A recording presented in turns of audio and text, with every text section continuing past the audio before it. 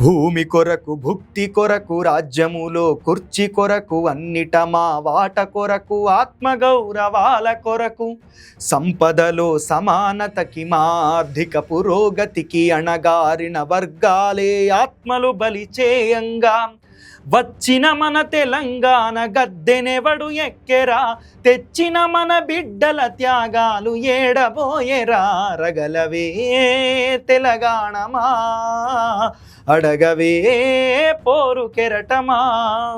అన్న ఇప్పుడు మనం నక్సలిజం గురించి మాట్లాడుకున్నప్పుడు మీరు హిడ్మా పైన ఒక పాట రాసినట్టున్నారు చనిపోయినప్పుడు. హిడ్మా మీద రాయలేదు నేను, వాళ్ళ తల్లి మీద. హిడ్మా తల్లి ఆయన శివం ముందు తల్లి నడుచుకుంటూ పోతా అంటే ఆ నడకను చూసి వచ్చినటువంటి పాట. గాలికి గాయం కానే కాదు నిప్పుకు చెదలే పట్టబోదు, నీటిని ఎవ్వడు కోయలేడు భూమిని ఎవ్వడు దాచలేడు, వీరులు తారలై నింగినున్నా పోరాటం అన్నది ఆగబోదు, ఆ వీర యోధుని కన్నా అమ్మ పుంజి కంటి నీటి చుక్కల నుండి పుడతారులే మళ్ళీ వీర యోధులు, పుడతారులే మళ్ళీ వేల యోధులు. చదువు రానులకు కూడా అర్థమయ్యేటట్టు పాట ద్వారా మీరు చెప్తారు. అంతే. ఇప్పుడు మనకేందంటే మన తెలంగాణ ఐడియం లోపల ఉన్నటువంటి ఒక గొప్ప విషయం ఏంటంటే తెలంగాణ పాట ఎవరికైనా అర్థమవుతుంది. మీకు ఎవరి స్టైల్ని మీరు ఎక్కువ ఫాలో అవుతారు అంటే ఎవరైనా ఒకరు ఇన్స్పిరేషన్ లాగా ఇప్పుడు గద్దర్ గారా లేకపోతే గోరెటి వెంకన్న ఇంకా చాలా మంది మెయిన్గా గద్దర్ అనే ప్రభావం ఖచ్చితంగా ఉంటుంది. తప్పటడుగులు వేసినప్పుడు పిచ్చి గీతలు గీసినప్పుడు గుండె పగిలి కుమిలినప్పుడు అసుబులొడ్డి ఆపెటప్పుడు స్నేహమేరా జీవితానికి వెలుగునిచ్చే వెన్నెలా, స్నేహమేరా బతుకు బాటలు నీడనిచ్చే తోడురా.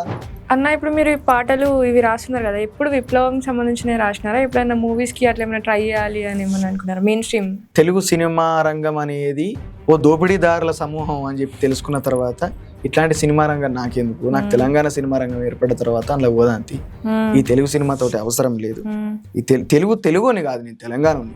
అన్న మీరు ఏమైనా ఫ్యూచర్లో అంటే పాలిటిక్స్లోకి వచ్చేది ఏదన్నా సూచనలు ఉన్నాయా? అంత కెపాసిటీ లేదు, అంత ఏదో అడిమారు గుడి దెబ్బలు వచ్చిన నేను. మారోజు వీరన్న మీద నక్సలైట్ మీద పాట పాడతావు నువ్వు. మారోజు వీరన్న నక్సలైట్, మారోజు వీరన్న తెలంగాణకు అంబేద్కర్ అంటారు, మారోజు వీరన్న మాత్రమే తెలంగాణకు అంబేద్కర్ అంటారు, ఇంకెవరు కాదంట. వీళ్ళు బహుజనవాదుల, వీళ్ళు మనుషులు అసలు. అన్న ఇప్పుడు మీరు పాట అంటే పాట ఒకసారి వినాలని ఉంది, ఒకసారి పాడతారా ప్లీజ్? మారోజు వీరన్న. మా రోజు రావాలని మా వీరన్న కలగన్నడే, ఆ రోజు కోసమే పోరాటమును చేసి తారల్లో గలిసినాడే, వీరన్న తారల్లో గలిసినాడే. అన్న ఇప్పుడు లాస్ట్లో ఒకటి అడుగుతా, అంటే ఇది నేను కూడా ఫేస్ చేస్తున్నా. ఎట్లా అంటే ఇప్పుడున్న మన భారతదేశాన్ని కావచ్చు లేకపోతే ప్రపంచాన్ని అని చూస్తే అసలు హోప్స్ ఏమి వస్తలేవు. మొత్తం క్యాపిటలిస్ట్లే ఉండి లేకపోతే ఈ మతం పిచ్చి కావచ్చు ఇదంతా పెరిగినాక ఒక డిసప్పాయింట్మెంట్ అనేది లైఫ్లో వస్తుంది. కానీ మీరు ఆ డిసప్పాయింట్మెంట్ని ఎట్లా ఒక హోప్ని చూడగలుగుతున్నారా లేకపోతే అదే డిసప్పాయింట్మెంట్లో ఇంకా ఉంటున్నారా? అది ఎట్లా డీల్ చేస్తున్నారు మీరు ఎమోషనల్గా? ప్రపంచం వైపు చూసినప్పుడు ఏంటంటే ప్రతి ఒక్కరికి ఆ వ్యక్తిగతం ఉంటుంది. ప్రతి ఒక్కరు వ్యక్తిగత జీవితంతో యుద్ధం చేసుకుంటా సమాజం వైపు వచ్చినప్పుడు ఆ ఫ్రస్ట్రేషన్ అంతా ఇప్పుడు కదా, ఇప్పుడు నాకు వ్యక్తిగతంగా ఒక ఫోన్ వచ్చి నేను మాట్లాడుతోటే నా ఫ్రస్ట్రేషన్ అంతకే నేను ఎలాగెక్కిన.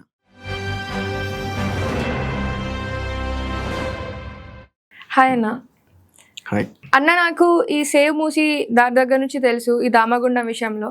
సో ఫస్ట్ మనం అక్కడ నుంచే స్టార్ట్ చేద్దాం అనుకుంటున్నాను అన్న. ఈ దామగుండం కావచ్చు సేవ్ మూసీ వాటిలలో మీరు ఎట్లా వర్క్ చేస్తున్నారు, ఎట్లా ఉండే అసలు, ఎట్లా జాయిన్ అయినారు? సేవ్ మూసీ నేనేం ఇంతగా వర్క్ చేయలేదు. దామగుండం లోపల కూడా ఒక కళాకారుడిగా ఒక 4 రోజులు అక్కడ వర్క్ చేసినాం, తిరిగినాం అంతే తప్పించి అంత చాలా గొప్పగా నేనేం పని చేయలేదు అక్కడ.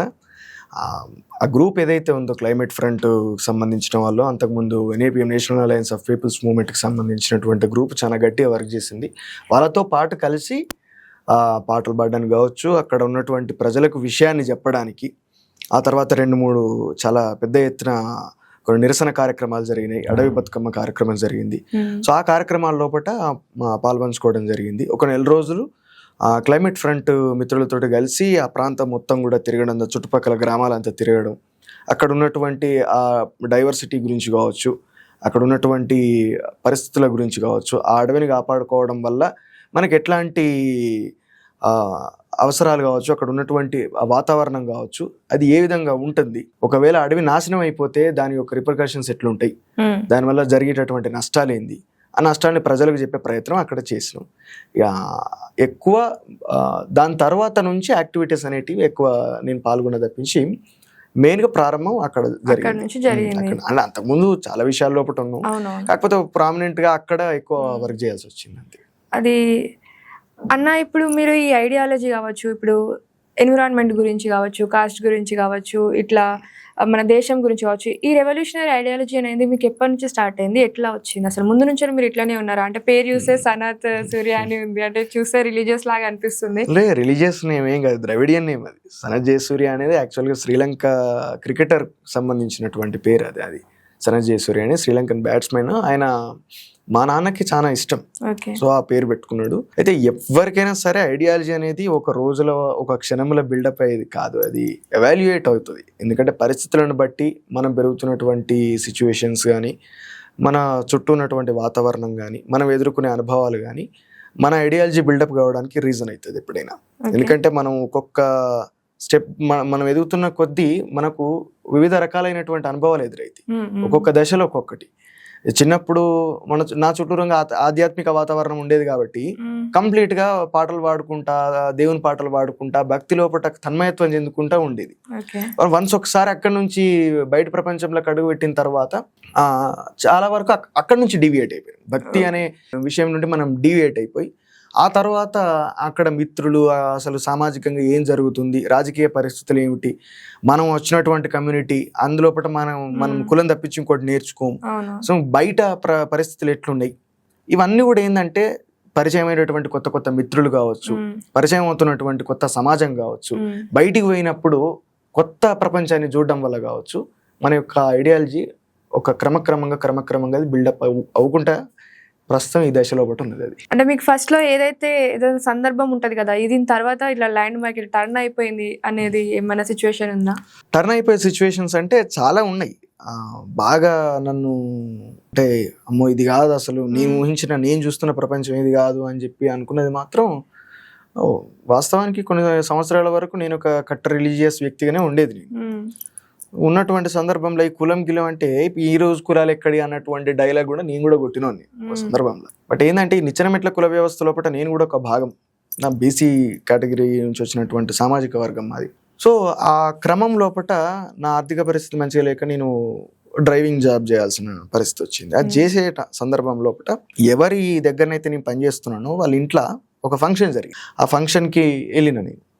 అసలు యాక్చువల్గా ఆ రోజు ఫంక్షన్ అనే విషయం తెలియదు. రోజు నేను పోయి అడ్డ మీద బండి పెట్టుకుందాం అన్నట్టుగానే పోయినాడు. పోయేసరికి అక్కడ ఫంక్షన్ జరుగుతుంది, అందరూ చాలా మంది చుట్టాలు వచ్చిర్రు, అక్కడ ఉన్నారు. ఈ కాంపౌండ్ వాల్ ఉంటుంది, అది మొత్తం దుమ్ము ధూళి వస్తూ ఉంటుంది. అంత అప్పుడు మట్టి రోడ్డు ఉండే అక్కడ ఆ ఏరియాలో, సిమెంట్ రోడ్ ఇట్లా లేకుండే. ఇక దాని ముంగడికి వెళ్ళే ఆ ఇంటి ముంగడికి వెళ్ళే లారీలు బాగా పోతాయి. లారీలు పోయినప్పుడల్లా ఈ దుమ్మంతా ఎగిరొచ్చి ఇంట్లో పడుతుంది. ఈ పడే క్రమంలో ఏమైంది, 200 మంది దాకా వచ్చిర్రు. అక్కడ కాంపౌండ్ పక్కకు చెప్పులు ఇడిచిర్రు, కుర్చీలు కూడా అప్పుడే తీసుకొచ్చేసిర్రు టెంట్ హౌస్ నుంచి. వేసినాక ఏమైంది, ఈ దుమ్మచ్చి పడ్డది ఈ లారీలు పోవడంతోటి. కొత్తగా వచ్చిన నేను, నాకు ఎక్కువ పరిచయాలు కూడా అక్కడ ఏం లేవు. అంటే సహచర డ్రైవర్లతో కూడా నాకు అంతగా పరిచయాలు లేవు. అందరినీ అన్నాను అప్పుడప్పుడే అట్లా వాళ్ళకి కనబడతాను అంతే. ఈలోపు ఇంట్లోకి వెళ్ళి ఎవరైతే ఫంక్షన్ చేసుకుంటాడో ఎంగేజ్మెంట్ ఫంక్షన్, అది ఆయన ఇతలుగా వచ్చిండు, ఒక గుడ్డ ముక్క నా ముఖాన్ని ఇసిరేసిండు. ఆ చెప్పులు నా కుర్చీలు చూసి మీద పెట్టరబోయ్ అని చెప్పని అన్నాడు. ఆ చెప్పులు తుడిచామో కాంపౌండ్ యువతలు పెట్టమని చెప్పాను. అంటే నేను ఒకటేసారి స్టన్ అయిపోయాను, నేను చెప్పులు తుడిచడం ఏంది అని చెప్పి. ఎందుకంటే అంతకు ముందు రోజు రాత్రే నాకు ఒకటి వెంకటేశ్వర స్వామి బ్రహ్మోత్సవాలల్లో పాటలు పాడినందుకు అక్కడ మా లోకల్ ఎమ్మెల్యే తోటి ఘన సన్మానం జరిగింది నాకు. దాదాపు ఒక 7 సంవత్సరాల కిందటి విషయం ఇది. తెల్లార వరకు నేను చెప్పులు తుడుచుడైంది అనే ఒక గర్వం ఉంటది కదా, నేను సన్మానం పొందినోడిని ఇదేంద్రో అని చెప్పని ఒకటి వచ్చింది, దుఃఖం వచ్చింది, ఏదో అని చెప్పి తుడిచినాం, పెట్టినాం, అయిపోయింది.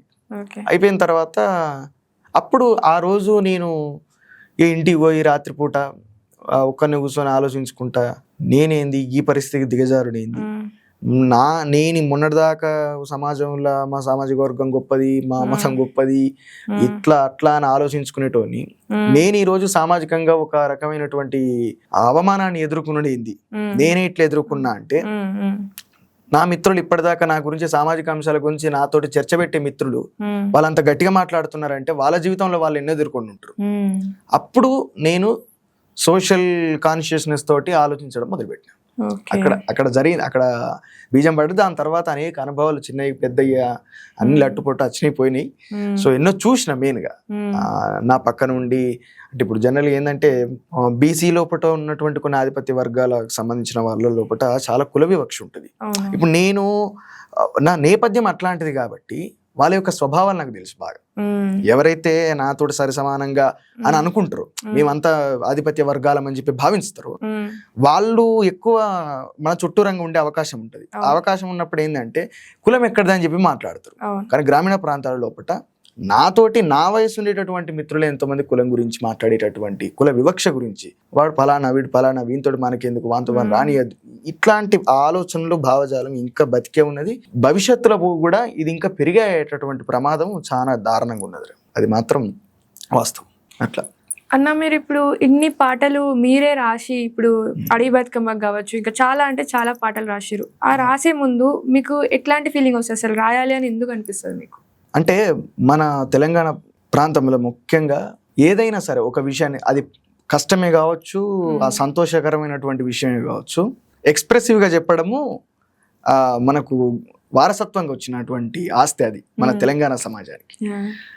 ఆ ఎక్స్ప్రెషన్ ఒక పాట కావచ్చు, ఒక కవిత్వం కావచ్చు, ఒక నాటకం కావచ్చు, కళారూపకంగా అది బయటకు వస్తుంది. సో మెజారిటీ ప్రజల యొక్క ఎక్స్ప్రెషన్ అది బాటే ఒక కష్టమే కావచ్చు, మనం వాళ్ళు పడ్డ గోసే కావచ్చు. బతుకమ్మ పాట అయింది. ఇప్పుడు అందరూ కలిసి కష్టం చేసుకునేటటువంటి, వ్యవసాయం చేసుకునేటటువంటి మహిళలు, కలిసి నాట్లు వేసేటటువంటి మహిళలు, తెల్లందాకా పొద్దందాకా మా అటు చేనుకొయ్యి ఆడ కష్టపడి పోనీ అంతగానం పని చేస్తే మన ఏమన్నా 4 మెతుకులు మిగిలినాయంటే లేదన్నటువంటి పరిస్థితి ఆ కాలంలో. 60-70 సంవత్సరాల క్రితం దొరల పెత్తందారితనం చాలా బహిరంగంగా, చాలా దుర్మార్గంగా ఉన్నటువంటి రోజుల్లోపట దొరల పొలాలలో వీళ్ళు పోయి కౌలుకు పనిచేస్తారు. చేసిన కష్టానికి ఫలితం దక్కదు. అక్కడ ఎట్టి చాకిరి అని చెప్పారు. దానికి వ్యతిరేకంగా పోరాటాలు జరిగినాయి. అప్పుడు ఏంటంటే ఆ కష్టాన్ని ఎట్లా చెప్పన్నో వాళ్ళకు అర్థం కాక, ఒక రోజు పండుగ వస్తే చప్పట్లు కొట్టుకుంటా వాళ్ళు పడ్డటువంటి కష్టాల బాధలన్నీ కూడా బతుకమ్మ పాటలుగా వాళ్ళు పాడినారు. సో ఆ వారసత్వాన్ని మనం అక్కడనే పుట్టినాం, మనం ఆ నేల మీదనే పుట్టినాం కాబట్టి ఆ వారసత్వం మన లోపల ఉన్నది కాబట్టి ఆ పాట రూపకంగా చెప్పాలనేది ఆ చిన్నప్పటి నుంచి వచ్చినటువంటి అలవాటు. ఫస్ట్ దేవుని పాటలు రాసేటోని అక్కడ మొదలైంది, బీజం అక్కడ పడ్డది. అక్కడ పడి తర్వాత మనం ఈ సామాజిక అంశాల మీద బతుకమ్మ పాటలు కావచ్చు, ఇప్పుడు జరుగుతున్నటువంటి ఇష్యూస్ మీద పాటలు కావచ్చు, అది ఇక ఒక్కసారి మైండ్లో పోయి ఇది రాయాలని చెప్పని అనుకున్నప్పుడు దాన్ని ఒక సందర్భాన్ని వెతుక్కొని గతాన్ని వర్తమానాన్ని దృష్టిలో పెట్టుకొని పాట రాస్తాను. అంటే మీరు రాసే ముందు దాని గురించి రీసెర్చ్ చేసి ఇంకా దాని గురించి చేస్తారు డెఫినెట్ గా. ఇప్పుడు ఎట్లా అంటే మనం ప్రాసెస్ ఎట్లా ఉంటుంది, జస్ట్ విషయం ఏంది, ఈ విషయానికి గతము లోపట ఉన్నటువంటి చరిత్ర ఏమిటి, ఇప్పుడు ఈ విషయానికి సంబంధించి న్యాయం జరిగితే ఎవరెవరికి జరుగుతుంది, ఎట్లా జరుగుతుంది, దీనికి ఆ న్యాయం జరగాలంటే దాని పరిష్కారం ఏంటిది, పరిష్కార మార్గాలు ఏంటి, అంటే సమస్య, విశ్లేషణ, పరిష్కారం, ఈ 3 అంశాలు అనేటివి మన పాటలలో ఉండాలని అనుకుంటా. సో సమస్యకు చరిత్ర ఉంటుంది, ఆ చరిత్రను ఒకసారి మనం దాన్ని దృష్టిలో పెట్టుకొని తర్వాత ఇప్పుడు జరుగుతున్నటువంటి అన్యాయాన్ని చెప్పుకుంటా పరిష్కార మార్గం కూడా మనం ఆ పాటలు చెప్పాలనేది నేను ఆ ప్రాసెస్ని నేను దృష్టిలో పెట్టుకొని దాని గురించి రీసెర్చ్ చేసి దాన్ని ఈజీగా ఒక ముక్కల 10-12 లైన్ల సమాచారాన్ని ఒక 2 ముక్కలలో అర్థం చేయించాలనేది నేను ఒక టార్గెట్ పెట్టుకుంటా. సో దాని ప్రకారంగా నేను వర్కౌట్ చేస్తాను. అంటే మన ప్రజలకి ఈ పెద్ద కాంప్లెక్స్ అంటే చదువు రాని వాళ్ళకి కూడా అర్థమయ్యేటట్టు పాట ద్వారా మీరు చెప్తారు. అంటే ఇప్పుడు మనకేంటంటే మన తెలంగాణ ఐడియం లోపల ఉన్నటువంటి ఒక గొప్ప విషయం ఏంటంటే తెలంగాణ పాట ఎవరికైనా అర్థమవుతుంది, తెలంగాణ ప్రజలకు. ఎవరికైనా అంటే ఆంధ్రప్రదేశ్ కాదు. నేను ఆ ఆంధ్రాకు సంబంధించినటువంటి గొప్ప గొప్ప కవుల గురించి, అక్కడ ఉన్నటువంటి పండితులకు అర్థం కావాలని చెప్పి తెలంగాణ కవులు పాటలు రాయరు. తెలంగాణ జనం ఎవరైతే ఉంటారో తెలంగాణ లోపల ఉన్నటువంటి ప్రజలకు అర్థమైతే చాలు. సో ఆ ప్రతి ఒక్కరికి అర్థమవుతుంది. ఎందుకంటే ఇక్కడ బువ్వ అంటే ప్రతి ఒక్కరికి తెలుసు, ఇక్కడ పవ్వ అంటే ప్రతి ఒక్కరికి తెలుసు ఏంటిది అనేది. అంటే భాష అనేది ప్రజల భాష ఉంటుంది. 70-80% కంప్లీట్ గా గ్రామీణ ప్రాంతాల నుంచి వచ్చినటువంటి ప్రజలే ఉంటారు మన తెలంగాణలో. ఆ గ్రామీణ ప్రాంత ప్రజలకు వాళ్ళ సమస్య గురించి మనం పాట పాడుతున్నప్పుడు ఆ సమస్య వాళ్ళకి అర్థం కాను, అది ఎందుకు ఆ భాష వాడి అదే ప్రజల భాషని మనం ఉపయోగించి అదే జానపదం లోపల అదే తెలంగాణ యాస లోపల మనం పాట పాడితే అది వినబడుతుంది. రాజుగా ఓరి రాజుగా పుడుతొక్కటి సత్తెరెండు రాజుగా ఓరి రాజుగా ఎత్తుకో తెలంగాణ జెండా రాజుగా ఓరి రాజుగా అని చెప్పారంటే ముసలోని కాంచెల్లి పసిబాలుని వరకు ప్రతి ఒక్కరికి అర్థమైందా లేదు అట్లా. అన్న ఇది ఒక పాట మీరు పాడతారా ఇట్లా విశ్లేషించి మన సమాజం గురించి చేసిన ఏదైనా ఒక పాట మీరు రాసింది?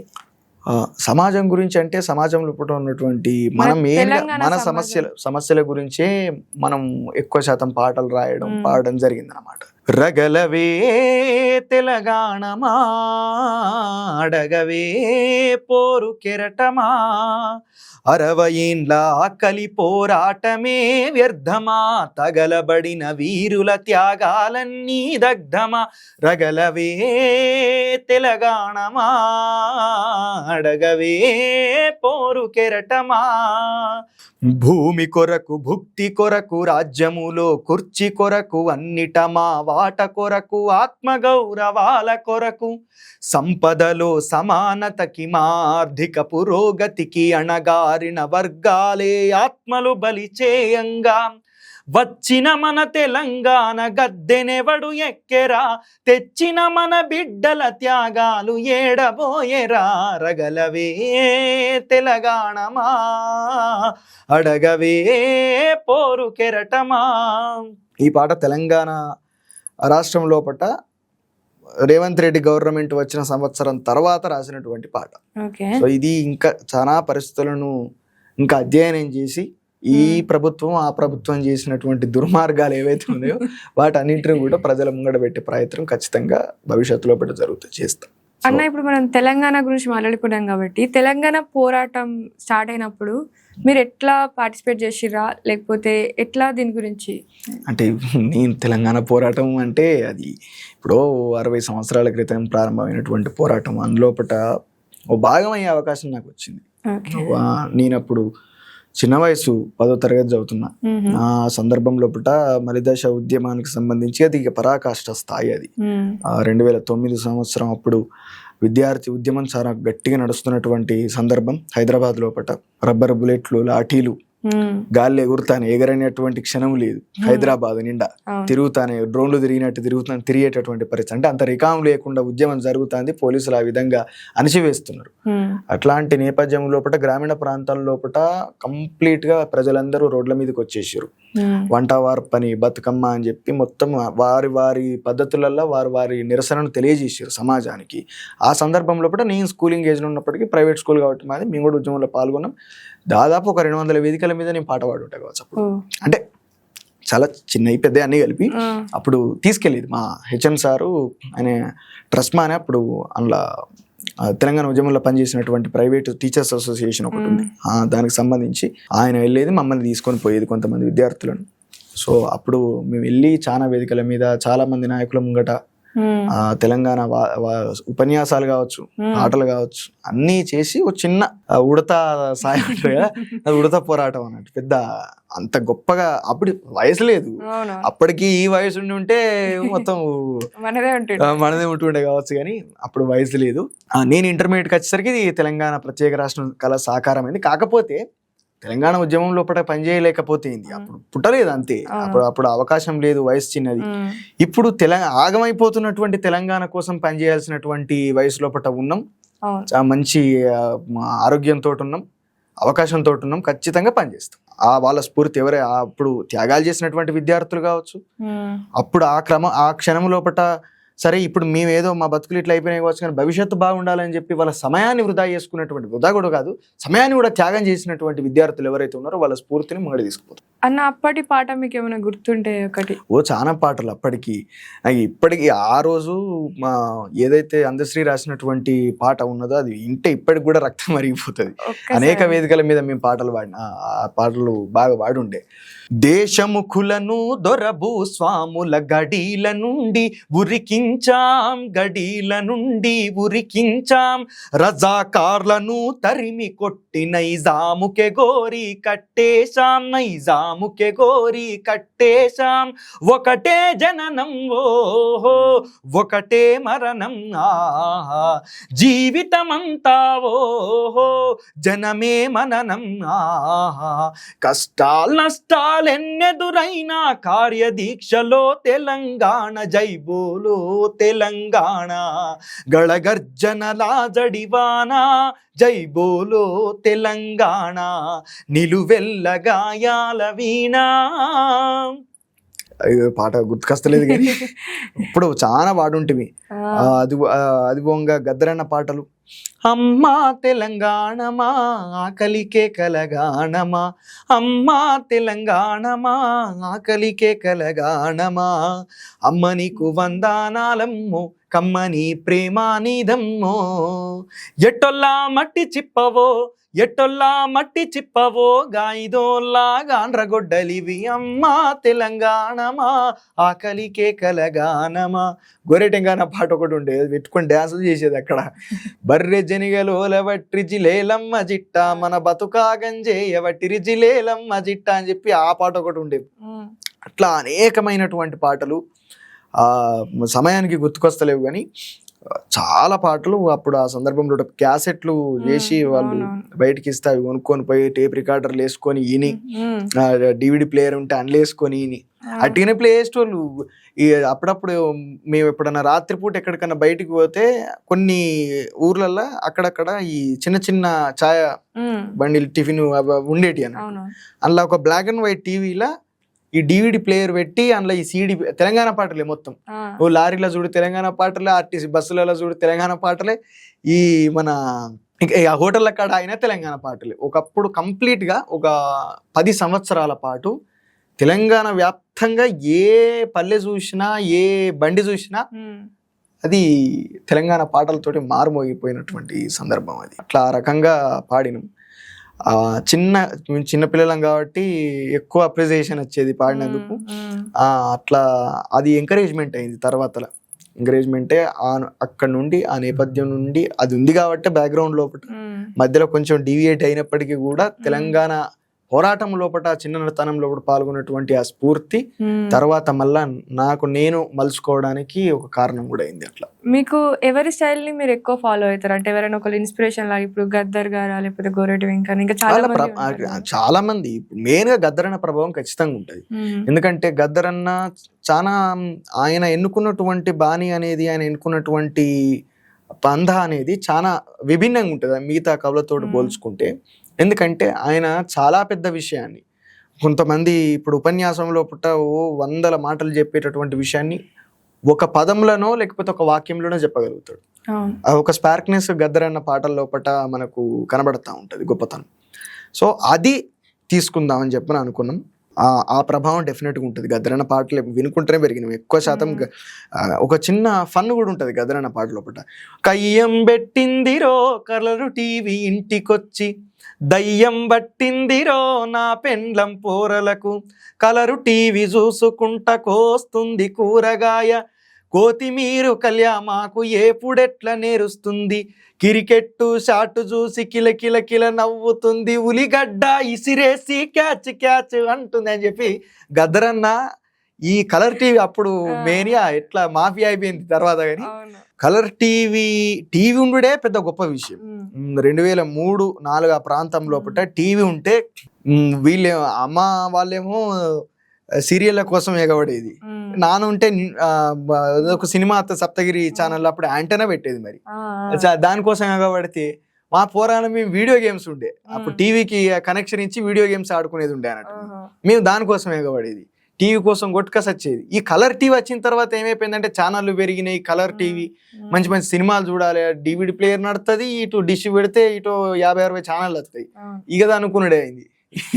ఇక అది అనుకున్నాడు అయిన సందర్భం లోపల ఈ పాట వస్తే ఇది టేప్ రికార్డులో వేసి చిన్నగా సౌండ్ పెట్టేది అన్నట్టు. అప్పుడు గద్దరన్న మీద చాలా ఈ ఒక పోలీసుల యొక్క ఆ పాటలు వినొద్దని గద్దర ఇవన్నీ అప్పుడు నక్సలైట్ ఉద్యమం చాలా గొప్పగా నడుస్తున్న సందర్భం కాబట్టి తెలంగాణ వ్యాప్తంగా ఇప్పుడు చిన్న సౌండ్ పెట్టి వినిపించేది అనమాట. కాకపోతే ఈ పాటని కూడా చూసుకుంటే మస్తు నవ్వేది, మేము మస్తు ఎంజాయ్మెంట్ ఫీల్ అయ్యేది.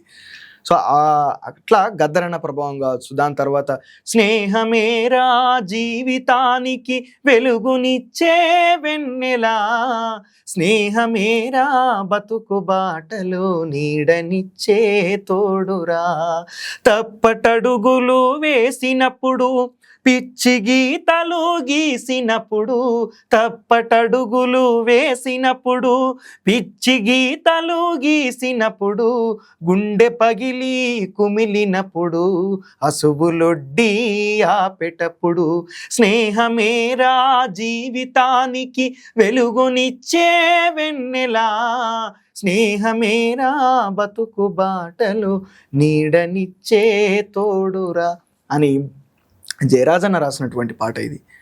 ఆ పాట చిన్నప్పుడు అనేక సార్లు వినేది. తర్వాత తెలంగాణ లోపల అనేక మంది కవులు, గూడ అంజన్న ఊరు మనదిరా ఈ వాడ మనదిరా, ఈ పాట ఆ సినిమాలో ఏదో ఆర్ నారాయణమూర్తి సినిమా లోపల వస్తే ఆ ఒక్క క్లిప్ సిటీ కేబుల్ ఛానల్లో ఊకే ప్లే చేసేది అనమాట.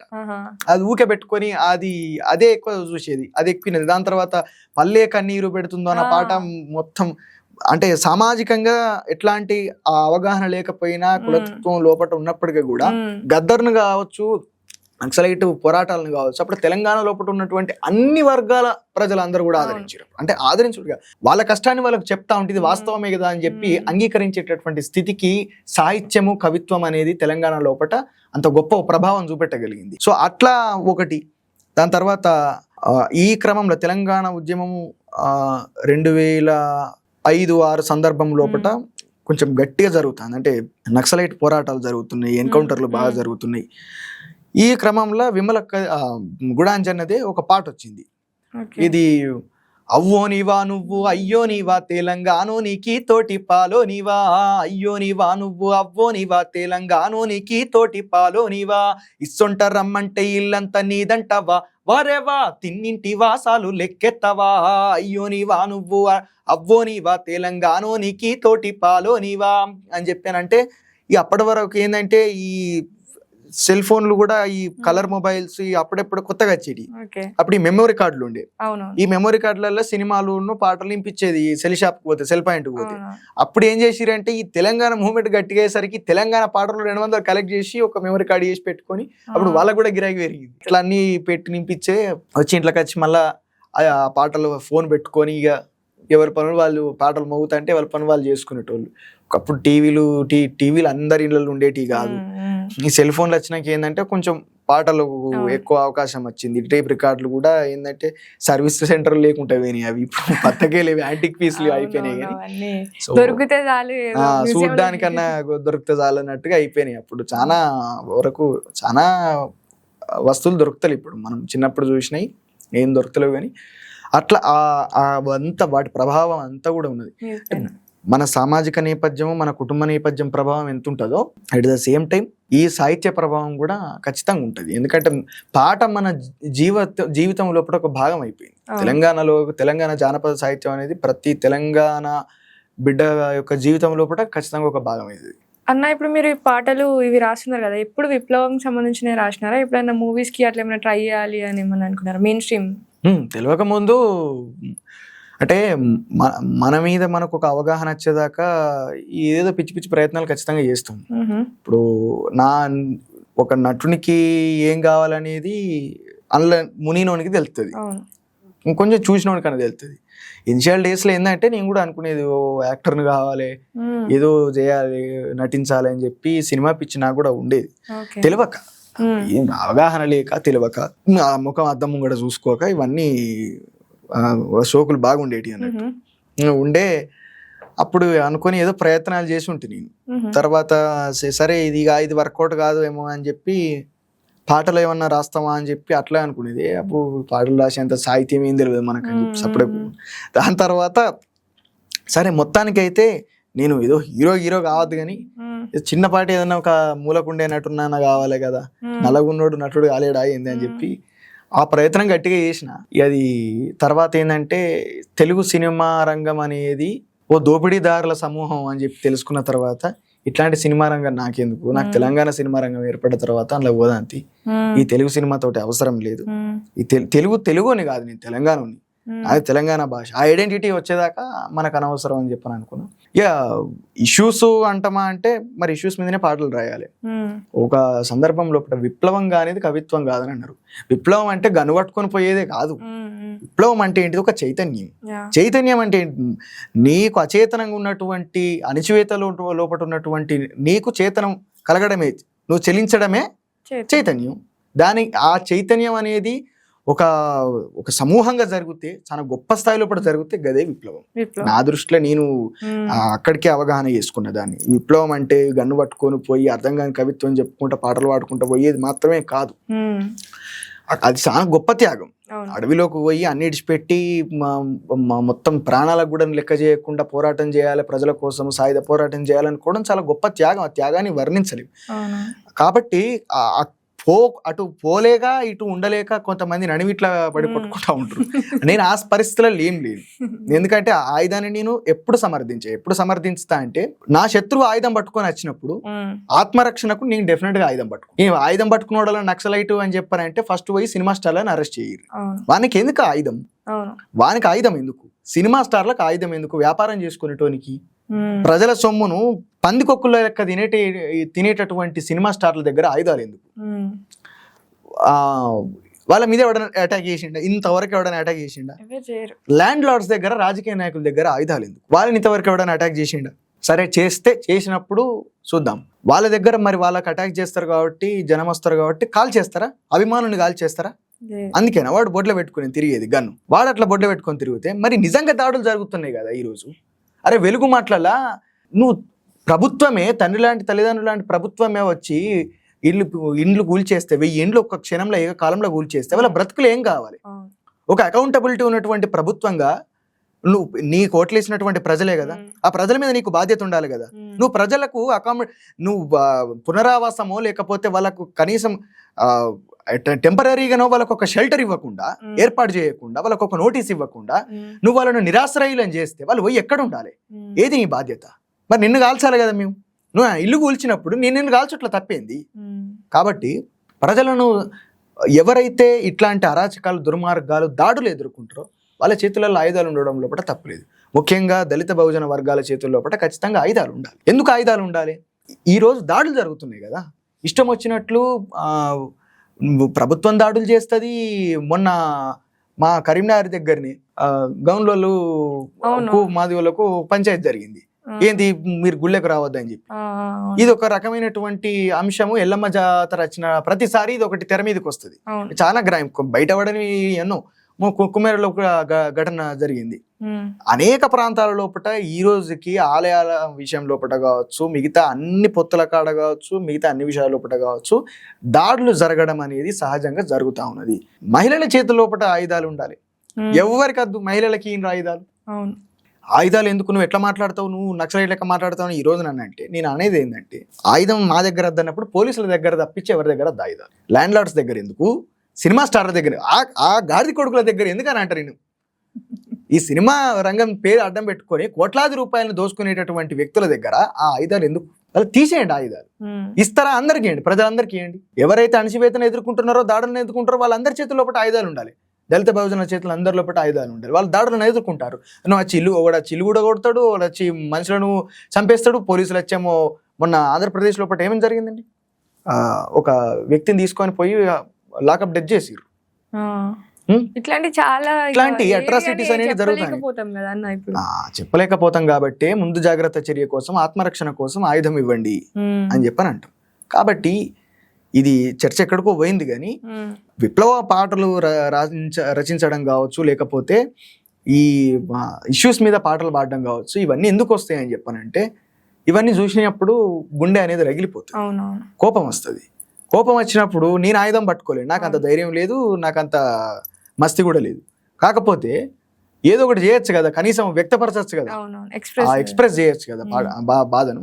సో అందుకోసం అని చెప్పి నేను ఇవన్నీ ఆ సినిమాల వైపు అవన్నీ ఆలోచనలన్నీ మైండ్లోకి వెళ్ళి ఎగిరిపోయి మనం కేవలం సమస్యల మీద మాత్రమే పాటలు రాను. నేను ఏ నాయకుల మీద కానీ లేకపోతే ఏ దేవుని మీద కానీ, దేవుని మీద రాస్తే నేను ఎట్లా అంటే సమస్యలను దేవునికి చెప్పుకుంటూ రాస్తా. అవును, ఒక పాట ఏదో ఆ. ఉండే. ఆ పేరు మారంగానే యాది మరిసావో యాదగిరి నరసన్న, పేదోళ్ళ బతుకు చూడరన్నా, ఊరు మారంగానే ఊరకున్నావో ఎముడాల రాజరాజన్న, మాయతలిందో చూడరావన్నా, పసిబిడ్డను చెరచి ప్రాణాలు తీస్తే ఏ సొరికెలో దాగిరన్నా, మీకు కోపం ఎట్లా రాలేదన్నా, అన్నా అని మిమ్ము నోరార పిలసిన సెల్లెల్ల నొల్లల్ల మన్ను గొట్టి పూజలందుకుంటివి, పేరు మారంగానే యాది మరిసావో యాదగిరి నరసన్న, పేదోళ్ళ బతుకు చూడరన్నా, రాజన్నా నీకు కోడేను గడితే కుక్కల కొడుకుల పుట్టించినావే, గొడ్డురాళ్లకు బిడ్డలనిచ్చి బొందల గడ్డకు సాగనంపావే, కన్న కొడుకుని తెగనరికి నోనివి నా కొడుకుల నిందు కిడిసినవు, ఆ కామున్నె బూడిద చేసినోనివి కామాంధులను చెయ్యవెందుకు, ముక్కంటివన్నా బిరుదెందుకయ్యా, నువ్వు ముక్కంటివన్నా బిరుదెందుకయ్యా, తెరవబోనియా కన్నెందుకయ్యా, పేరు మారంగానే యాది మరిసావో యాదగిరి నరసన్న, పేదోళ్ళ బతుకు చూడరన్నా అని చెప్పి దగ్గర 4 ఏళ్ళు అవుతుంది పాట రాసి. వస్తుందన్న ఈ పాటనైతే. అంటే దేవుణ్ణి కూడా ఏంటంటే దేవుడు లేడు అని ఉంటుండొచ్చు, లేకపోతే లేకపోవచ్చు, మనకు అనవసరమైనటువంటి చర్చ. లేడు అనేటటువంటి వ్యక్తులు వాళ్ళ యొక్క అభిప్రాయాన్ని చెప్తున్నారు, వాస్తవం అది. నీకు కనబడంది ఎవడైనా లేదని చెప్తాడు, వాళ్ళు అదే చెప్తున్నారు. అయితే దాన్ని చెప్పే విధానం లోపల కొంతమంది కొన్ని తప్పుదారులు తొక్కొని ఉండొచ్చు, అది ప్రజలకు అర్థం చేయించడం లోపల వాళ్ళు విఫలమై ఉండొచ్చు. అంతేగాని ఆ వాదం ఎట్లా తప్పవుతుంది? నాస్తికవాదం వాస్తవానికి సత్యం, అది నాస్తికవాదం అంటేనే సత్యం, అది వాస్తవం, అది. సో ఆ వాస్తవాన్ని నువ్వు నమ్మలేదు. దేవుణ్ణి ఎవ్వడు కూడా సామాన్య ప్రజలు ఎవరైనా సరే దేవుని నమ్మే విధానం ఎట్లుంటే ఒక ధైర్యంగాను, ఒక ఆత్మవిశ్వాసంగాను, వాళ్ళకంటూ ఒక ఎవరో వెనుకుండి నడిపిస్తున్నారు ఒక కరేజ్ కోసం కావచ్చు, ఒక హోప్ కోసం నమ్ముతారు. All believers are not bad people కదా, వాళ్ళు ఒక ధైర్యం కోసం నమ్ముతున్నారు కావచ్చు, నమ్మని లెట్ దెమ్ డు. మనం అడ్డుకునేటటువంటి హక్కు మనకు రాజ్యాంగం ఇవ్వలేదు. మనం మాట్లాడాల్సినటువంటి పని లేదు దేవుడి విషయం లోపల, దేవుడి విషయం లోపల చర్చ పెట్టాల్సినటువంటి అవసరం లేదు. పురాణాలు తిరిగేసి, ఇటు బైబిల్ తిరిగేసి, ఖురాన్ తిరిగేసి, అందులో ఏమున్నది ఇంట్లో ఏమున్నది, సాంస్కృతికంగా తప్పు జరిగింది. ఇప్పుడు నువ్వు వాస్తవం చెప్పినా ఒప్పుకున్నటువంటి పరిస్థితుల లోపల ఉన్నది కదా సమాజము. నువ్వు వాస్తవాలు తీసుకొచ్చి ముంగడ పెట్టినా గానీ దాన్ని యాక్సెప్ట్ చేసేటటువంటి పరిస్థితుల లోపల మన ప్రజలే లేరు. ఏ వర్గాల ప్రజల గురించి మాట్లాడుతున్నామో ఆ వర్గాల ప్రజలే లేరు. కాబట్టి పందా మార్చుకోవాలి. ప్రజల కష్టాన్ని వాళ్ళ యొక్క పద్ధతి లోపటిని పోయి దాన్ని పరిష్కరించేటటువంటి మార్గాలు చాలా మంది వాటిని అన్వేషించాలి.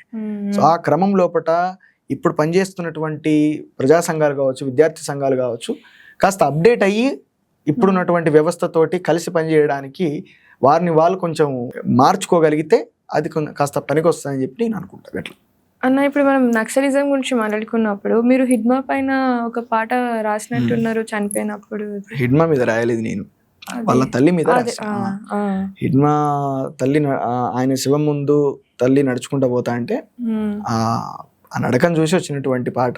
గాలికి గాయం కానే కాదు, నిప్పుకు చెదలే పట్టబోదు, నీటిని ఎవ్వడు కోయలేడు, భూమిని ఎవ్వడు దాచలేడు, వీరులు తారలై నింగినున్నా పోరాటం అన్నది ఆగబోదు, ఆ వీరయోధుని కన్నా అమ్మ పుంజి కంటి నీటి చుక్కల నుండి పుడతారులే మళ్ళీ వీరయోధులు, పుడతారులే మళ్ళీ వేల యోధులు. ఈ పాట రాయడం జరిగింది అప్పుడు.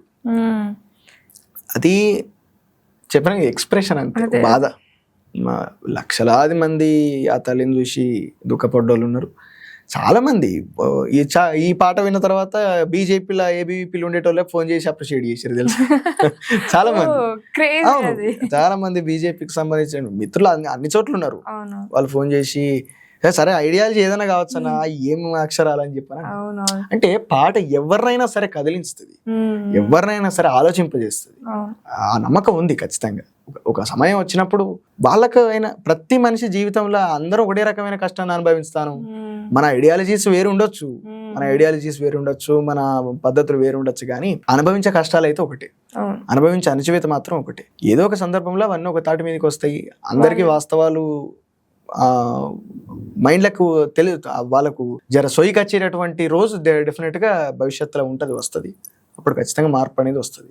సో మనం చాలాసేపు ఇవన్నీ వచ్చినాం, కానీ అసలు మీ పర్సనల్ లైఫ్ గురించి మనం మాట్లాడుకోలేదు. అసలు మీది ఎక్కడ, ఎట్లా ఉండే, సో ఎట్లా ఈ స్టేజ్ దాకా ఎట్లా వచ్చారు, ముందు ఏమేమి పనులు చేసుకుంటూ వచ్చారు, ఇప్పుడు అది మాట్లాడుకుందాం. వచ్చుడంటే అంతే, ఇప్పటిదాకా మాక్సిమం అదే విషయాలు చెప్పినా నేను. కరీంనగర్ అన్నారు, మాది కరీంనగర్ లో కేశవపట్నం అనే విలేజ్ మాది. అక్కడ చుట్టాలు ఉన్నారన్న. అవునా? అయితే కేశవపట్నం విలేజ్ లోపట అక్కడనే పుట్టిన, అక్కడనే పెరిగిన. నా స్కూలింగ్ అంతా అక్కడనే, నా ఇంటర్మీడియట్ కూడా అక్కడనే అయిపోయింది. డిగ్రీ కరీంనగర్ SRR కాలేజ్ తెలిసే ఉంటుంది. SRR కాలేజ్ నా డిగ్రీ. ఈ డిగ్రీతో నా చదువు అయిపోయింది, అక్కడనే ఆపేసిన. ఆ పరిస్థితులు మంచిగా లేకుండే. ఇక అప్పుడు ఆర్థికంగా బాగా చితికిపోయిన పరిస్థితి కాబట్టి అక్కడ నుంచి పనిచేసాడు. ఆర్కెస్ట్రాలో సింగర్ గా, కీబోర్డ్ ప్లేయర్ గా అట్లా 2-3 సంవత్సరాలు పోయినా. అక్కడ నాకు నచ్చలే అది, ఆ లెక్క అసలే నచ్చలే నాకు. నా జీవితంలో నేను చేసిన పని దేనన్నా నేను ఇష్టం లేక వదులుకున్నా అని చెప్పానంటే అది ఆర్కెస్ట్రానే. నాకు నచ్చలేదు, ఇడిచిపెట్టిన. ఇక దాని తర్వాత ఇటు డ్రైవింగ్ ఫీల్డ్కి వచ్చిన. ఈ డ్రైవింగ్ ఫీల్డ్కి వచ్చి ఒకరోజు హైదరాబాద్ నుంచి కరీంనగర్కి వస్తున్నానట్టు. అంటే అప్పటికే ఒక 20 రోజుల సంధి డైలీ హైదరాబాద్ పోడు, కరీంనగర్కి వచ్చాడు. హైదరాబాద్ నిద్ర సక్కా లేదు. ఈ గుండ్లపల్లి అని ఉంటుంది అక్కడ, సిద్దిపేట దాటి. ఆ గుండ్లపల్లి దాకా వచ్చిన తర్వాత ఇట్లా పోయే గారని మొత్తం ఆ సీట్ మీద, స్టీరింగ్ మీద పడిపోతాను అన్నట్టు. మొత్తం పడిపోతా అంటే మళ్ళీ ఎంబటే ఎందుకో తెలివికి వచ్చి చూసే వరకు ఇట్లా పోయేది, ఇట్లా పోతాంది బండి. పోతా అంటే మళ్ళీ ఎంబటే కంట్రోల్ చేసి దిగి మొత్తం నీళ్ళు చల్లుకొని ఇక అద్రా ఈ ఫీల్డ్ అని చెప్పి అక్కడ అది విడిచిపెట్టిన తర్వాత ఈలోపు కరోనా వచ్చింది. కరోనా ఒక సంవత్సరంన్నర ఇంటికానే అయింది. ఆ కరోనా అయిపోయిన తర్వాత నెక్స్ట్ ఇయర్ మా నాన్న చనిపోయాడు. మా నాన్న చనిపోయిన తర్వాత ఇక నాకు అప్పటి నుంచి ఎందుకో ఆ ఊర్లో ఇక ఉండి ఉండి ఉండి అక్కడనే అది ఏం చేస్తాం అనే ఒక ఆలోచనతోటి అక్కడ నుంచి బయటపడి వరంగల్ వెళ్ళిపోయాను. అప్పుడు ఈ recording, song making, recording, software సంబంధించినటువంటి వర్క్ ఇదంతా కూడా వరంగల్లో ఒక అన్న దగ్గర ఉండి మొత్తం నేర్చుకున్నా. ఇక్కడ నేర్చుకొని పాట నేను రాయగలుగుతా, ఎట్లయినా పాడగలుగుతా. అట్ ద సేమ్ టైం దాని మ్యూజిక్ కూడా నేను చేసుకోగలుగుతా.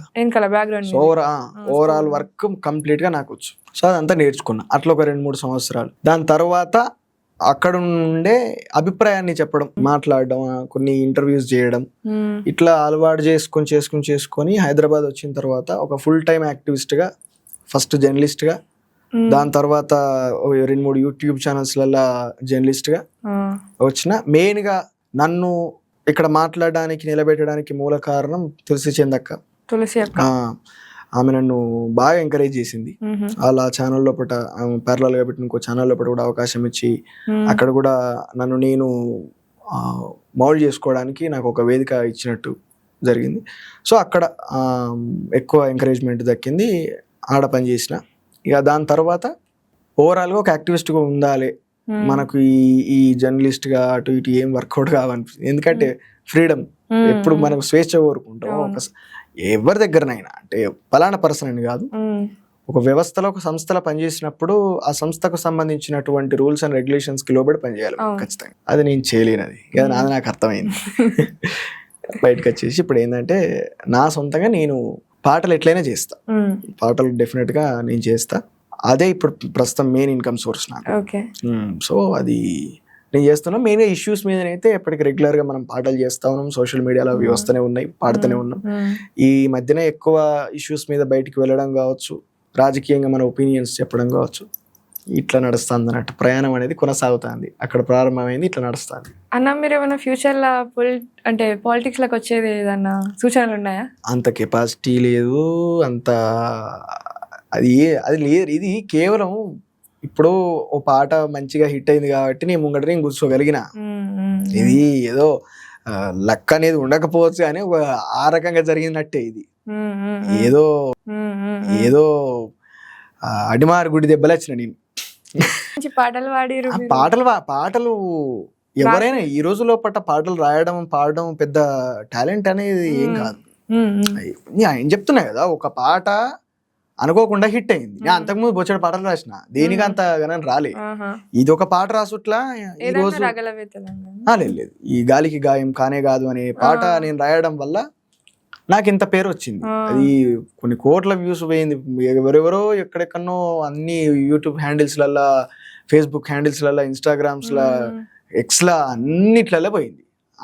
అంత పోయింది కాబట్టి ఆ అడ్డిమారి గుడ్డి దెబ్బ షాట్లా నా పేరు దాని వెంబడి నేను వచ్చి నేను కూడా కూర్చున్నా. కానీ అంత మస్తి లేదు నాకు, అంత ఆలోచన అసలే లేదు. కాకపోతే ఏంటంటే సామాజిక అంశాల మీద మనం రియాక్ట్ అవ్వడం కానీ, మనం మాట్లాడడం కానీ ఇప్పుడు ఈ రోజు కనబడుతున్నా కాబట్టి నేను ఇవాళ మాట్లాడతానని జనం అనుకుంటున్నారు కావచ్చు. కాకపోతే ఎప్పటి నుంచో మనం మాట్లాడుతున్నాము, గత 4 సంవత్సరాల నుంచి యాక్టివ్గా ఉన్నాము, మాట్లాడుతున్నాం, చేస్తున్నాం. ఎప్పటికైనా సరే ప్రజల పక్షం, ప్రతిపక్షం రాజకీయాలలో ఉంటారు, నేను ప్రజల పక్షం ఉంటా, ఒక యాక్టివిస్ట్ గానే ఉంటా. నాకు ఎట్లాంటి రాజకీయ ఆకాంక్షలు కానీ ఆలోచనలు కానీ ఏం లేవు. అంటే ప్రజలు ఎక్స్పెక్ట్ చేస్తారు కదా యాక్టివిస్ట్లను. ఇప్పుడు నేను నార్మల్గా ఏమైనా చేసినా కూడా మీరు పొలిటీషియన్ అయితే బాగుంటుందని ప్రజలు ఎక్స్పెక్ట్ చేస్తారు. సో అప్పుడు ఏమైనా వచ్చే ఛాన్సులు ఉన్నాయా?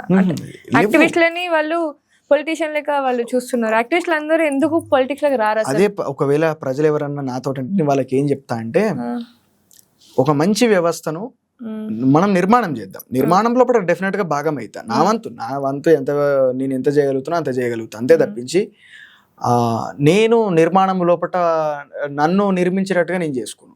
ఎప్పుడైనా సరే ఒక యాక్టివిస్టు పొలిటీషియన్ గా మారినప్పుడు ఏమైతుందంటే, అసలు పొలిటీషియన్ గా మారడానికి గల ఆలోచనలు వ్యక్తిగతమైనటువంటి స్వార్థంతో వస్తాయి. పొలిటికల్ అంబిషన్స్ ముందటి నుంచే ఉన్నోడు రావడం వేరు. పొలిటికల్ అంబిషన్ పెట్టుకుని నేను ఒక లీడర్ గా ఎమర్జ్ కావాలి. అసలు లీడర్ అనేది కూడా అనద్దు మనం. అసలు నాయకుడు లేని సమాజమే అంటున్నాం. మనకేందంటే ఒక వ్యవస్థ నడవాలంటే ఒక వ్యక్తి కావాలి, ఆ వ్యక్తి నిర్మాణం చేయాలి.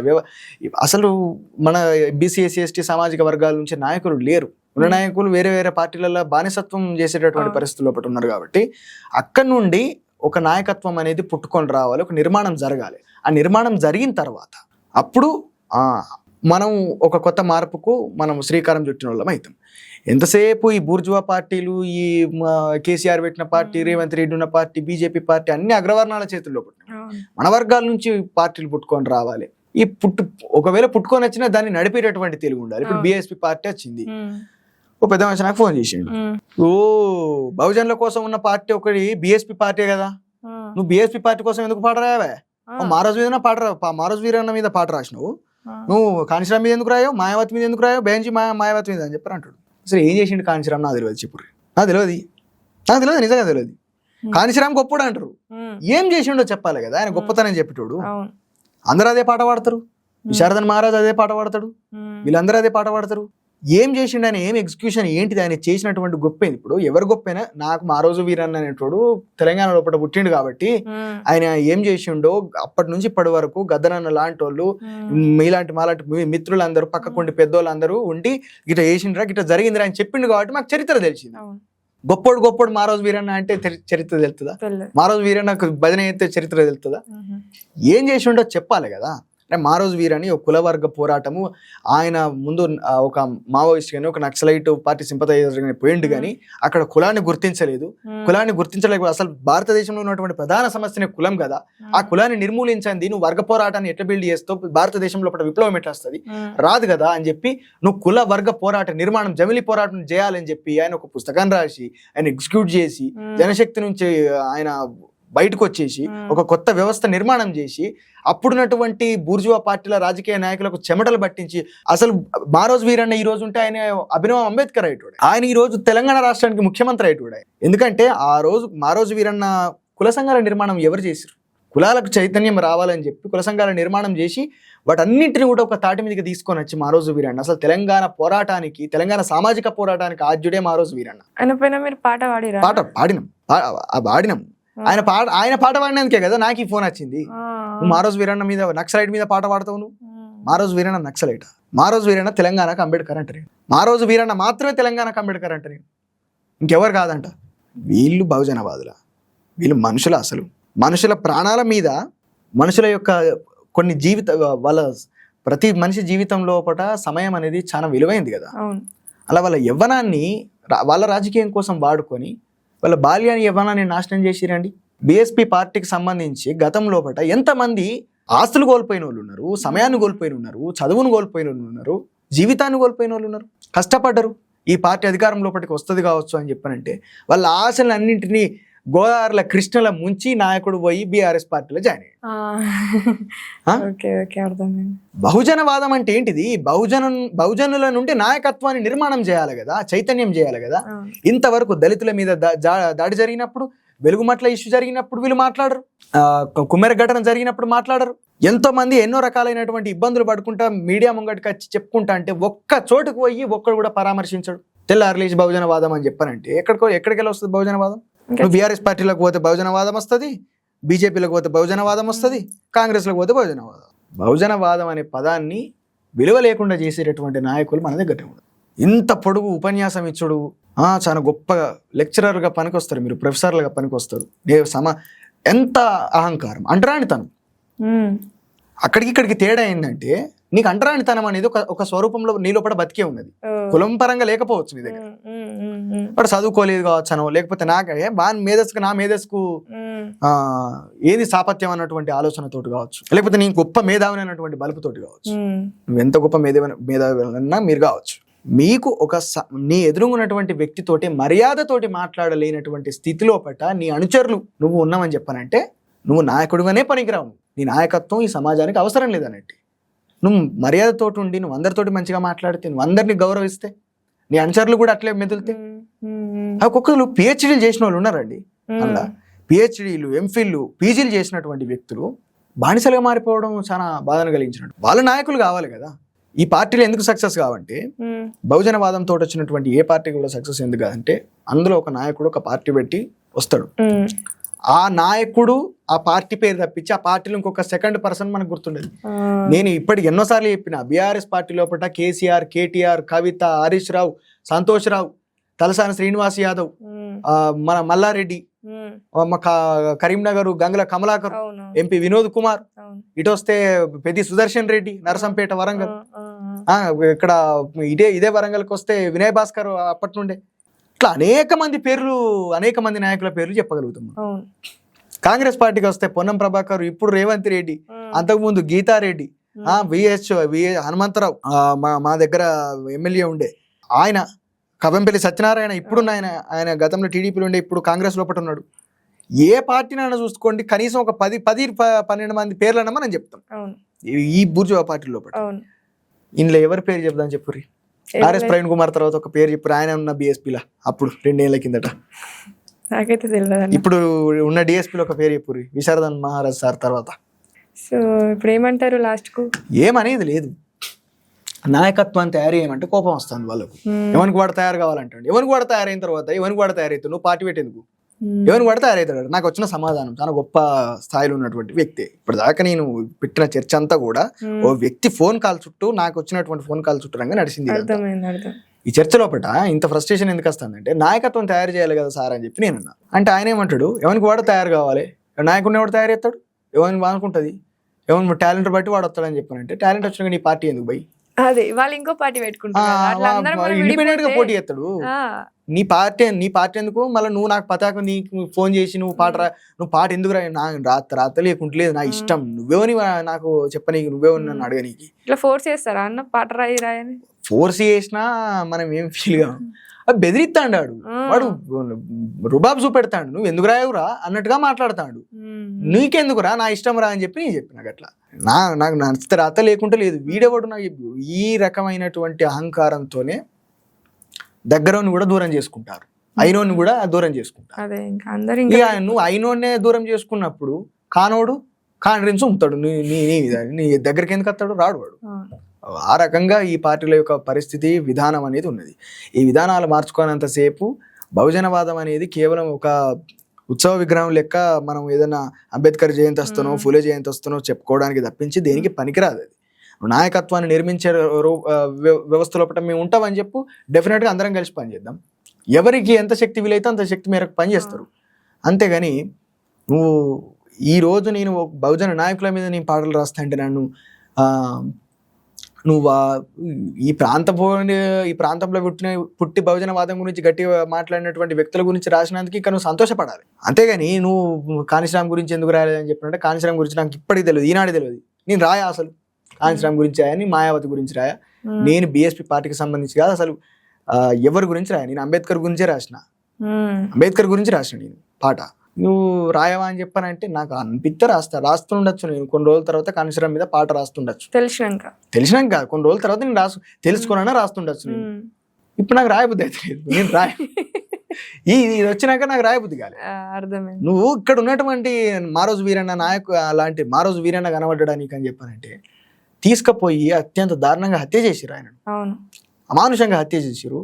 ఆయన చేసినటువంటి పోరాటం యావత్ భారతదేశానికే ఒక ఆదర్శవంతమైనటువంటి, అంటే బహుజన వర్గాలన్నింటి కూడా చైతన్యం చేసేటటువంటి ఒక పోరాటం చేసిండు ఆయన. గొప్ప నాయకత్వాన్ని వహించిండు ఆయన. ఆయన గురించి నువ్వు తప్పుడు ఆలోచనలు మీ మైండ్ లోపల ఉన్నాయని చెప్పానంటే జన్మలో మీరు నాయకులు కాలేరు అంతే. అన్న ఇప్పుడు మీరు పాట ఒకసారి వినాలని ఉంది, ఒకసారి వాడతారా ప్లీజ్? మారోజు వీరన్న. మా రోజు రావాలని మా వీరన్న కలగన్నడే, ఆ రోజు కోసమే పోరాటమును చేసి తారల్లో గలిసినాడే, వీరన్న తారల్లో గలిసినాడే. కరివిరాలారుణ భూమిలో జనించి కరిమినగరములోన కనుమూసినాడే, కరిమినగరములోన కనుమూసినాడే, కరిమినగరు గడ్డ కడుపారగన్న జయ సూర్య పాటల్ల ప్రభవించినాడే. మా రోజు రావాలని మా వీరన్న కలగన్నడే, కులవర్గ పోరాట యుద్ధ రచన చేసి జనపోరు బాటకు జెండెత్తినాడే, జనపోరు బాటకు జెండెత్తినాడే. జనహంతకుడు నార చంద్రబాబు గాని నెత్తుటి కత్తికి బలి అయినాడే, నెత్తుటి కత్తికి బలి అయినాడే. ఈ రకంగా చాలా పెద్ద పాట అది. మారోజు వీరన్న చేసినటువంటి పోరాటానికి సంబంధించినటువంటి విషయాలన్నీ కూడా పాటలు పెట్టి మనం రాసినాం.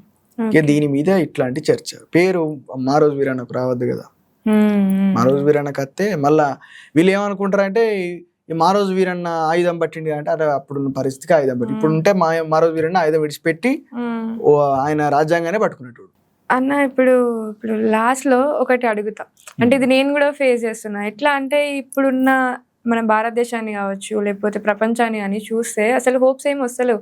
మొత్తం క్యాపిటలిస్ట్లే ఉండి లేకపోతే ఈ మతం పిచ్చి కావచ్చు ఇదంతా పెరిగినాక ఒక డిసప్పాయింట్మెంట్ అనేది లైఫ్లో వస్తుంది.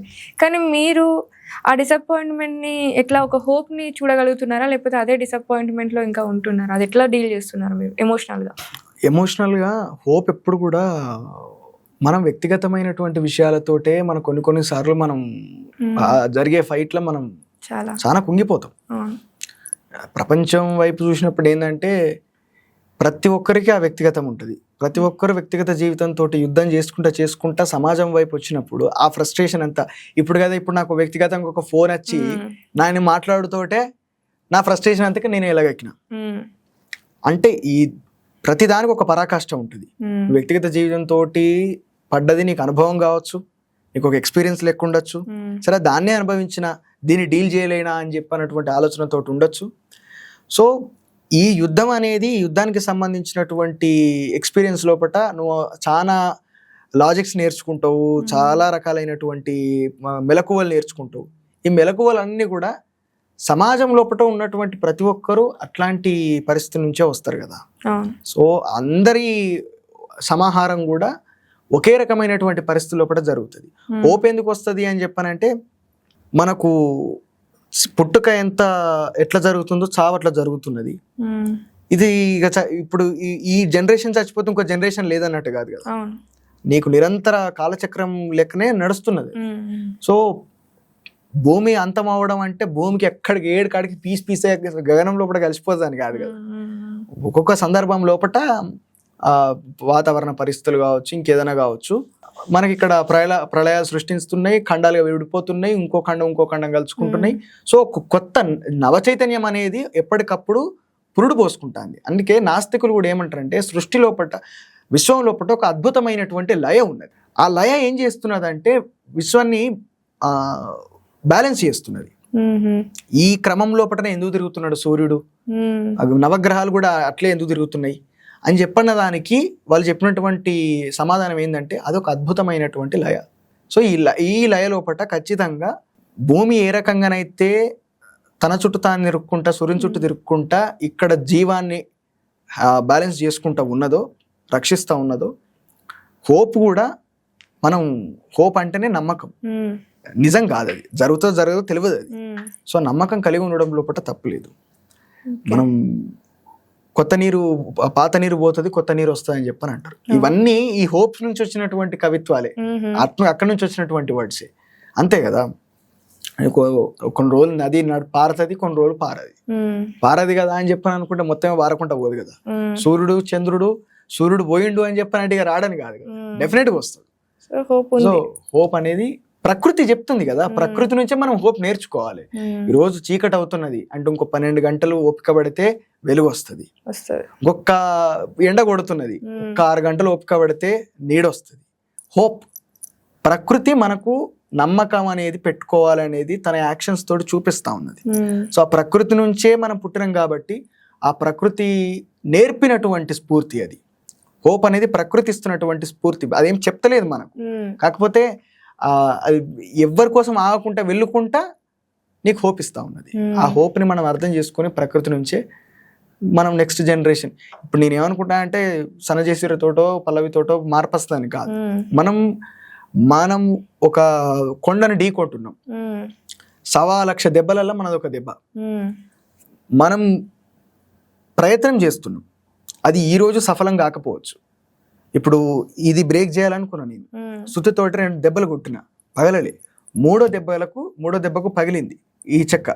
పగిలింది అని చెప్పానంటే ఇంతకు ముందు కొట్టిన 2 దెబ్బలు వేస్ట్ అయినాయా? కాదు. మూడో దెబ్బ ఇంపాక్ట్ గట్టిగా, ఆ 2 దెబ్బల ఆ బలం ఆల్రెడీ అప్లై అయింది, మూడో దెబ్బ పడేసరికి ఇరిగిపోయింది. సో మనది కూడా ఈ రోజు మనం చేసేది ప్రయత్నం. ఈ ప్రయత్నం ఇంకొక 100 సంవత్సరాల తర్వాత ఫలిస్తుంది కావచ్చు, కానీ చరిత్ర లోపట ఈ ఇంపాక్ట్ అనేది డెఫినెట్ గా ఉంటది. ఆ 100 సంవత్సరాల తర్వాత ఉండే జనరేషన్ కి చరిత్ర లోపల ఇట్లా జరిగింది కాబట్టి అక్కడ నుంచి ఎవాల్యుయేట్ అవ్వకుండా తర్వాత స్ఫూర్తి పొందిన వాళ్ళు దాన్ని ముంగడి తీసుకొని పోయి పరాకాష్ఠగా ఈ రోజు మనకి మార్పు వచ్చిందని చెప్పి అప్పుడు చరిత్రకారులు రాసుకుంటారు. అంటే మనం ఇప్పుడు ఆ ప్రయత్నం మాత్రం ఖచ్చితంగా చేయాలి. 70 సంవత్సరాల మునుపు గాంధీ కావచ్చు, నెహ్రూ కావచ్చు, అంబేద్కర్ కావచ్చు, అప్పుడు స్వతంత్రోద్యమానికి నాయకత్వం వహించినటువంటి వ్యక్తులందరూ కూడా వాళ్ళు ఏం హోప్ పెట్టుకొని స్వతంత్రోద్యమం చేసిర్రు? ముసల్తనానికి చచ్చిపోయి తన కాటికి కాలు చాపే పరిస్థితికి వచ్చిండు గాంధీ. ఆయన ప్రధానమంత్రిని అయితా అని చెప్పి చేసిండా? హోప్ ఒక మంచి సమాజం ఏర్పడుతుంది కదా, స్వేచ్ఛాయుతమైనటువంటి సమాజం ఏర్పడుతుంది కదా. సరే ఇప్పుడు వాళ్ళు దోసుక తిన్నారా, తప్పులు చేసిరా అని కూడా పరిస్థితుల ప్రభావం ఏదో జరిగి ఉండొచ్చు. ఎన్ని జరిగినా కానీ తర్వాత స్వతంత్రం వచ్చిన తర్వాత భారతదేశ ప్రజలు కొంతైతే స్వాతంత్రం పొందిరు కదా, స్వేచ్ఛను పొందిరు కదా. ఆ స్వేచ్ఛను ఎట్లా వినియోగించుకోవాలి అనేది తర్వాత వచ్చినటువంటి నాయకత్వం సరిగ్గా నిర్దేశించలేకపోయి ఉండొచ్చు, ప్రజలు నమ్మి మోసపోయి ఉండొచ్చు. కానీ దాన్ని తీసుకెళ్ళాలి. ఈనాటికి ఒక యుద్ధం జరుగుతుంది, సమాజం వైపు నిలబడి మాట్లాడడానికి కొంతమంది మనుషులు బ్రతికి ఉన్నారు అని చెప్పారంటే అది ఆ నమ్మకం నుంచి వచ్చినటువంటి వాళ్ళంతా కూడా. బాగా చెప్పారన్న. ఇప్పుడే పాటలకి కనిపించింది ఇట్లా సూర్యుడు చంద్రుడు అనేది. అన్న లాస్ట్ మనం ఎండ్ చేసే ముందు మీకు నచ్చిన పాట అన్న పాడండి. మీకు బాగా ఎప్పటికైనా అయితే గద్రన్న పాటతో స్టార్ట్ చేస్తా, లేకపోతే ఎండ్ చేస్తా. నన్ను గన్న తల్లులార తెలుగు తల్లి పల్లెలార, నన్ను గన్న తల్లులార తెలుగు తల్లి పల్లెలార, పాటనై వస్తున్నానమ్మో మాయమ్మాలార, పాదాలకు వందనాలమ్మో మాయమ్మాలార, నన్ను గన్న తల్లులార తెలుగు తల్లి పల్లెలార, జజ్జన్క జన్ అని జనం పాట పాడుతాను, జనం పాట పాడుతాను, రేల రే రే అని రేలా పాట పాడుతాను, రేలా పాట పాడుతాను, పాటల్లో పదమునవుతను మాయమ్మాలార, పాదాలకు గజ్జేనవుతను మాయమ్మాలార, నన్ను గన్న తల్లులార తెలుగు తల్లి పల్లెలార. ఈ పాట అంటే చాలా ఇష్టం. అనేక వేదికల మీద ఈ పాట పట్ల పాడి వస్తుందన్న పాట. ఇది చాలా ఇష్టం రా. అన్న మీరు కూడా నెక్స్ట్ గద్దర్ లెవెల్ ఫ్యూచర్ లో చూస్తారని నేను అనుకుంటున్నాను. గద్దర్ అన్న స్ఫూర్తితో ఖచ్చితంగా పనిచేస్తాం, కానీ ఆ లెవెల్ తోటి నేను ఎప్పుడు పోల్చుకోను, ఆ స్థాయికి నేను పోలేను. గద్దర్ అన్న ఆయన వేరే ఓజీ, అది ఏదో విశ్వరూపం అది, అంతే. అందులో అనువంత కూడా కాదనుకుంటాను. ఓకే అన్న, ఇంకా ఎండింగ్ ఏమన్నా చెప్తారా? మీరు ఏమైనా మెసేజ్ ఇద్దాం అనుకుంటున్నారా? మెసేజ్లు తీసుకునే పరిస్థితులనే ఉన్నా నేను, ఇంకా ఇచ్చే పరిస్థితికి రాలేదు. కాకపోతే అభిప్రాయాన్ని చెప్తాం కాబట్టి మనకు ఆ స్వేచ్ఛ ఉన్నది, ఆ హక్కు ఉన్నది. అభిప్రాయం చెప్పడం లోపల డెఫినెట్ గా మనం ఎప్పటికి ముందుంటాం కాబట్టి. చివరిగా ఏంటంటే ఆంధ్ర తెలంగాణ అనేది, ఆంధ్ర వర్సెస్ తెలంగాణ అనేది అయిపోయింది. మన పవన్ కళ్యాణ్ వచ్చి, పవన్ కళ్యాణ్ విషయం అని కాదు, కానీ నేను ఒక పాట రాసిన, ఉక్కును గన్నట్టి ఉత్తరాంధ్ర నువ్వు ఉలుకు పలుకు లేక ఉన్నవేందే, ఉత్తరాది పెత్తనాల కింద నువ్వు ఉడతావోలే నలుగుతున్నవేందే, కుందేళ్ళు వేట కుక్కల ఎంబడి బడ్డా హరిహర బుక్కరాయుని గన్న భూమి నీదే, మన్యం అగ్గీరవ్వ అల్లూరి సీతారామ రాజు గండ్రా గొడ్డలి వైరావే, ఢిల్లీ గల్లా బట్టి కంచు కోటలా కూల గొట్టిన తెగువ తోటి తరలిరావే, ఉక్కును గన్నట్టి ఉత్తరాంధ్ర నువ్వు ఉలుకు పలుకు లేక ఉన్నవేందే, ఉత్తరాది పెత్తనాల కింద నువ్వు ఉడతావోలే నలుగుతున్నవేందే, లక్షల మంది బతుకులు బలి అయిపోతుంటే నువ్వు చూసి చూడానట్టు ఉండిపోకే, తోడబుట్టిన తల్లి తెలంగాణ నీకు తోడు ఉన్నాదని మరిచిపోకే అని చెప్పి విశాఖ ఉక్కును కేంద్ర ప్రభుత్వం చాలా కుట్రపూరితంగా అమ్మేటటువంటి ప్రయత్నం చేస్తున్నటువంటి సందర్భం లోపల విశాఖ ఉక్కు ఆంధ్రుల హక్కు అనేటువంటి నినాదాన్ని మళ్ళా ఆంధ్రప్రదేశ్ ప్రజలు ఎత్తుకోవాల్సినటువంటి అవసరం ఉంది అని చెప్పి ఈ పాట నేను రాసిన. బాగుందన్న. సో నేను ఎప్పటికైనా ఏమనుకుంటా అంటే, ఆంధ్రప్రదేశ్ లో ఉన్నటువంటి సామాన్య జనం ఎప్పుడు కూడా ఆంధ్ర తెలంగాణ అనేటటువంటి భావనతోటి ఉండరు, అన్నదమ్ములం అన్న భావనతోటే ఉంటారు. కొన్ని వర్గాల నుంచి వచ్చినటువంటి సినిమా రంగం చేతులున్నటువంటి కొంతమంది వ్యక్తులు కావచ్చు, ఆ సినిమా రంగం నుంచి వచ్చినటువంటి రూపుదిద్దుకున్నటువంటి పార్టీలు, టీడీపీ అయినా జనసేన అయినా ఎవరైనా సరే, చాలా మంది నాయకులు సినిమా వ్యవస్థ నుంచి వచ్చినటువంటి పార్టీలు, ఆ వ్యవస్థ నుంచి వచ్చినటువంటి నాయకులే వాళ్ళంతా కూడా. ఇట్లా వ్యవస్థలన్నింటినీ చేతులు పెట్టుకుని ఉన్నటువంటి ఈ పార్టీలు ఈరోజు అదొక ప్రత్యేకమైనటువంటి వర్గాల నుంచి వచ్చినటువంటి వాళ్ళు, అక్కడ ఆధిపత్య వర్గాల నుంచి వచ్చినటువంటి వ్యక్తులు. వీళ్ళంతా కూడా వీళ్ళ చేతుల్లో సినిమా ఉంది, రాజకీయం ఉంది, ఒక ఆర్థిక మూలాలు వాళ్ళ దగ్గర ఉన్నాయి, మంచిగా అసెట్స్ ఉన్నాయి. ఇటు రాజకీయం వాళ్ళ చేతుల్లో పట్టిన ఉంది. కాబట్టి వాళ్ళు ఏంటంటే ఒక భయంకరమైనటువంటి వాతావరణాన్ని కల్పించాలి. అతి భయంకరమైనటువంటి విషయాల్ని దాచిపెట్టాలంటే ప్రజలకు ఏదన్నా ఒక ముంగట వాళ్ళు కొట్టుకునేటందుకు ఏదైనా ఒకటి పడేయాలి. ఈ లోపు వీళ్ళు చదువుకుంటారు అన్నట్టు దీన్ని. అట్లా ఇప్పుడు ఏదైనా పెద్ద అవినీతినో లేకపోతే ఒక పెద్ద విషయాన్నో దాచిపెట్టడానికి నిర్ణయాన్నో ప్రజలకు తెలవకుండా ఏం చేయాలంటే వాళ్ళు తనుకునేటట్టు చేయాలి. వాళ్ళ తనుకునే మూమెంట్లు ఉంటారు, ఉండేలోపు వీళ్ళు విషయాల్ని పక్కకు తీసుకుపోతారు. ఈ క్రమంలో ఏంటంటే అదొకటి అన్న కావచ్చు, లేకపోతే వీళ్ళకి మొదటి నుంచి 60-70 సంవత్సరాల నుంచి ఉన్నటువంటి భావన ఏంటంటే కొన్ని ఆధిపత్య వర్గాలకు అక్కడ తెలంగాణ అంటే వివక్ష ఉంటుంది. ఇడుపు కాగితం అనే సినిమా మీద ఒక పెద్ద కాంట్రవర్సీని తీసుకొని వచ్చి, కాంట్రవర్సీ కాదు, తిట్టిరు డైరెక్ట్. సబ్ టైటిల్స్ పెడతారా, లేకపోతే ఇదేంటి తెలుగులో రిలీజ్ చేస్తారా, తెలుగులో డబ్ చేస్తారా, ఇడుపు కాగితం అని మనకు అర్థం కాలేదట. మనకి ఇడుపు కాగితం అర్థం కాలేదట. చాలా ఇడుపు కాగితం అంటే మా కాగితం అనేది ఉర్దూ భాష, ఆంధ్ర భాష లోపల అనేక ఉర్దూ పదాలు ఉన్నాయని చెప్పి గతంలో కూడా దేశపతి శ్రీనివాస్ గారు ఎన్నో సందర్భాల్లో చెప్పారు. తెలుగులో ఇంతవరకు తెలుగు సంపూర్ణమైన భాష అంటారు కదా, కానే కాదు. తెలుగు సంపూర్ణమైన భాష కాదు, పరిపూర్ణమైన భాష అసలే కాదు. గ్లాస్ అనే దానికి తెలుగులో అర్థం లేదు. గ్లాస్ అంటే ఏంటి తెలుగులో? గ్లాస్ అంటే తెలుగులో కప్ అంటే ఏంటిది, బస్ అంటే ఏంటిది, కార్ అంటే ఏంటిది, స్టేషన్ అంటే ఏంటిది, పర్స్ అంటే ఏంటిది, తెలుగులో ఏం అర్థాలు లేవు దానికి. ఈ పరిపూర్ణ భాష ఎట్లయితే తెలుగు కాదు, గొప్పదే, అది కాదని అంటలేము. కానీ నీ భాష ఒకటే గొప్పది. తెలంగాణ గ్లాస్ కు గిలాస అంటాం మనం, అర్థం రాసుకున్నాం మేము. కప్పుకు గ్లాస్కు తేడా లేదు కదా, కప్పును కోప అంటాం మేము. అవును, అంతే. ప్రతిదానికి మన దగ్గర అర్థం ఉన్నది. వీళ్ళ తెలుగులో లేదు. వీళ్ళది ఏం తెలుగు అంటే వీళ్ళది సంస్కృతీకరించిన తెలుగు. దీని చరిత్ర 3 ముక్కలలో ఏంటంటే, వీళ్ళు శ్రీకాకుళంలో ఎప్పుడన్నా పుస్తకం చదివిన శ్రీకాకుళం యాసలో పాట చదవలే అన్న. శ్రీకాకుళం యాసలో పాట ఎప్పుడన్నా పాట విన్నావా? ఒక కవిత్వం విన్నావా? శ్రీకాకుళం అనేది పరివాహక ప్రాంతము, ఒక ప్రత్యేకమైనటువంటి స్లాంగ్ యాస. అది సరే ప్రత్యేకమైనటువంటి యాస. దాంట్లో ఎన్నడన్నా ఒక పాట రాసిరా ఈ మహాత్ములు? ఎన్నడన్నా ఒక కవిత్వం రాసిరా? ఎన్నడన్నా? శ్రీకాకుళం యాసను అవమానించిందే ఆంధ్రప్రదేశ్ వాళ్ళు కదా. ఆంధ్రప్రదేశ్లో ఉన్నటువంటి ఈ ఆధిపత్య వర్గాల వ్యక్తులే కదా, ఈ నాయకులే కదా, ఈ సినిమా వాళ్ళే కదా. శ్రీకాకుళం యాసను కమెడియన్లకు పెట్టింది ఎవరు? దాన్ని అవమానించింది ఎందుకు? ఎట్లా? శ్రీకాకుళం యాసలో ఒకరొక పదం మాట్లాడితే దాన్ని అక్కడ అందులోనే ట్రోల్ చేసిరు, సినిమాలలోనే ట్రోల్ చేసిరు శ్రీకాకుళం యాస. రాయలసీమ యాస ఎంత గొప్పగా ఉంటుంది. రాయలసీమ యాస లోపట ఆ పాత్రను సృష్టించి రాయలసీమ నుంచి వచ్చేటోళ్ళు అందరూ మొత్తం విలన్లు, లేకపోతే అక్కడ హింసాత్మక ప్రవృత్తితో ఉంటారు.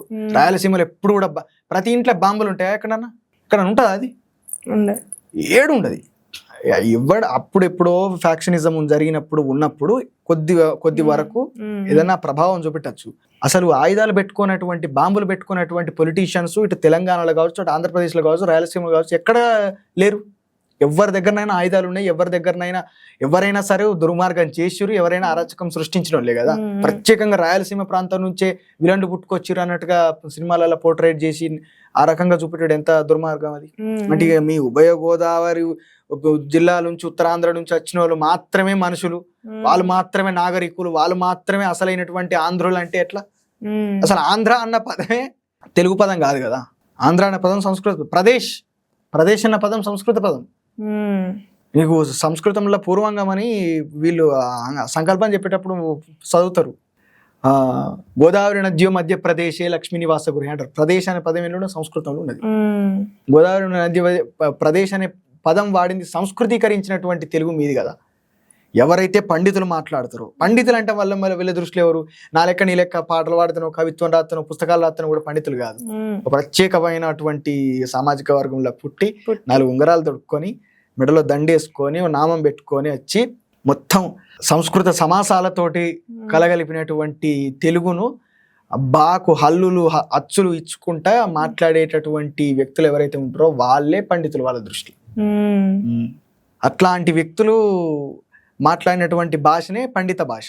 అది మాత్రమే తెలుగు. ఇవాళ వాళ్ళు కొంచెం వ్యవహారిక భాషకు తీసుకొని వచ్చిర్రు. కొంతమంది రచయితలు ఏం చేసిరంటే, ఈ సీతారామ కళ్యాణం ఆ ఎరాల ఆ సినిమాలు జరిగేటప్పుడు గింతగనం సంస్కృత సమాసాలు ఉంటే తెలుగు ఎట్లా అర్థమవుతుంది అని చెప్పి, అప్పుడు ఈయన సముద్రాల రాఘవాచార్యుడు అయితే సీతారామ కళ్యాణంలో పాట రాసినటువంటి వ్యక్తి, రచయిత కూడా ఆయన వ్యవహారిక భాషను అలవాటు చేసిండు. సినిమాలలో, పౌరాణిక సినిమాలలో కూడా అలవాటు చేసిండు. అప్పుడు ఆయన సృష్టించినటువంటి వ్యవహారిక భాష ఏదైతే ఉందో అది అసలైన తెలుగు భాష అన్నారు. బాకి ఇప్పుడు భాష అంటే ఈ ఒత్తి పలుకుతనే ఇప్పుడు దీన్ని ఇంత అర్థవంతంగా గొప్పగా ఎవరైతే మాట్లాడతారో, అది ఎవరు మాట్లాడతారు? సామాన్యులు మాట్లాడతారా? మన తల్లిదండ్రులు మాట్లాడతారా? మన తల్లిదండ్రులు మెజారిటీ ప్రజలు మాట్లాడే భాష కాకుండా పోయింది. అది పండితులు మాట్లాడే భాషనే తెలుగు భాష లెక్క అయింది. మీకు తెలుగు వారోత్సవాలు, తెలుగు ప్రపంచ మహాసభలు అని పెడతారు. అక్కడ లంబకుండ వెట్టకే లంబడోళ్ళక్క వాడు గుద్దుకొని జత్తడే లంబడోళ్ళక్క అనే పాట పాడతారా? పాడరు. గుజ్జారి గుజ్జారి మా ఇళ్ళకు గుంపుగా ఇంపుగా కోయిల పాట రేలా దూలతా నెల్లాడే నేలో నా పల్లెల్లో నా సుడిగాలికి చెదురిన పక్షుల గూడులాయే నా తెలంగాణ అనే పాట పాడతారా? పాడరు. కంచెరేగి తీపివోలే లచ్చుమమ్మో నీ కంఠమెంత మధురమేవో లచ్చుమమ్మ, పారేటి అలల మీద పండు వెన్నెలాలినట్టు ఊరే ఊట సెలిమెలోన నానే నానే తానే నానా ఎంత చక్కని రూపమే. ఈ పాట పాడతారా? పాడరు. ఏం పాడతారు అక్కడ అని చెప్పానంటే, వేదంలా ఘోషించే గోదావరి అమరధామంలా కనిపించే రాజమహేంద్రి. ఎవరైతే ఆ వర్గంలో పుట్టి గొప్ప పెద్ద మొత్తం తలకాయలకెళ్ళి పుట్టి రాసిన వాళ్ళు ఉంటారు కదా, వాళ్ళు రాసిన వాళ్ళు పద్యాలు పాడతారు. లేకపోతే పద్యాలు అంటే జని కాంచె భూమి సురడంబరు చుంబి నాతో పాటు అసలు అందరికీ ఎందుకో కేసీఆర్ కాంచెలు నా వరకు అందరికి ఇదే గుర్తున్నది పద్యం. మన చరిత్ర ప్రవరుని స్వాగతం అని చెప్పి ఉంటది. వాడు కాళ్ళకు పసరు పూసుకొని అటు హిమాలయాలకు పోతాడు, అక్కడ కిందంతా కరిగిపోయి అక్కడనే ఉంటే దాన్ని వర్ణించుకుంటా ఇది హిమాలయాల అందాలను సొగసులను వర్ణించుకుంటూ ఉండే పద్యం ఒకటి ఉంటది. అందరికి ఇదే గుర్తున్నది. ఇది ఈ పద్యం అడుగురు ఎవరైనా చెప్తారు, 100కు 70% మంది చెప్తారు ఇది ఈ పద్యం. తెలుగు చదువుకున్నారు అంటే 2012, 10 అప్పుడు పాస్ అవుట్ అయిన వాళ్ళు ఎవరికైనా గుర్తుండొచ్చు, ఈ పద్యం చెప్తారు. ఇట్లాంటి పద్యాలు, ఇట్లాంటి వేదం అనువనువున నాదం ఇవే తప్పించి నీకు అక్కడ తెలంగాణ జానపద సాహిత్యం అనేది తెలుగు ప్రపంచ మహాసభలల్లో కనబడది, వ్యవహారిక భాష కనబడది. ఇప్పుడు మొన్న రాయలసీమలో ఆంధ్రప్రదేశ్ ఒక మంచి పాట వచ్చింది, నిండు పున్నమి ఓలే ముద్దుంగా నవ్వేటి అందాల జాబిల్లివే ఓ పిల్ల, ఈ పాట వచ్చింది. ఇది ప్లే చేస్తారా అక్కడ? నీ భాషను, నీ యాసను, నీ ప్రాంతాన్ని నువ్వే గౌరవించుకుంటలేవు. నువ్వు తెలంగాణను గౌరవిస్తావని చెప్పి నేను ఎందుకు అనుకున్నావు. కానీ నేటి నుంచి నేటి వరకు విశాఖ ఉక్కు మీద నేను పాట రాసిన, కారం చేడు, చుంటూరు, ధరణికోట, కదిరికుప్పం లాంటి ప్రాంతాల్లో కూడా దళితుల మీద దాడి జరిగినప్పుడు గద్దరన్న ప్రాంతీయ విభేదం చూపెట్టలే, బుర్ర కథల లెక్క పాటలు అల్లి పాడిండు. అప్పుడు శ్రీకాకుళం లోపల ఒక గొప్ప పోరాటం, ప్రజా పోరాటం జరిగితే ఆ పోరాటం గురించి వీరగాథల పాడరా విప్లవ వీర చరితల పాడరా వీరగాథల పాడరా అని చెప్పి అరుణోదయ నాగన్న తెలంగాణ వ్యక్తి పాట పాడింది. శ్రీకాకుళం పోరాటాన్ని అభివర్ణించుకుంటా అక్కడ ఉన్నటువంటి నాయకులను కొలుసుకుంటా పాడినటువంటి వీరగాథ ఆయన తెలంగాణ ఆయన గాథ పాడింది.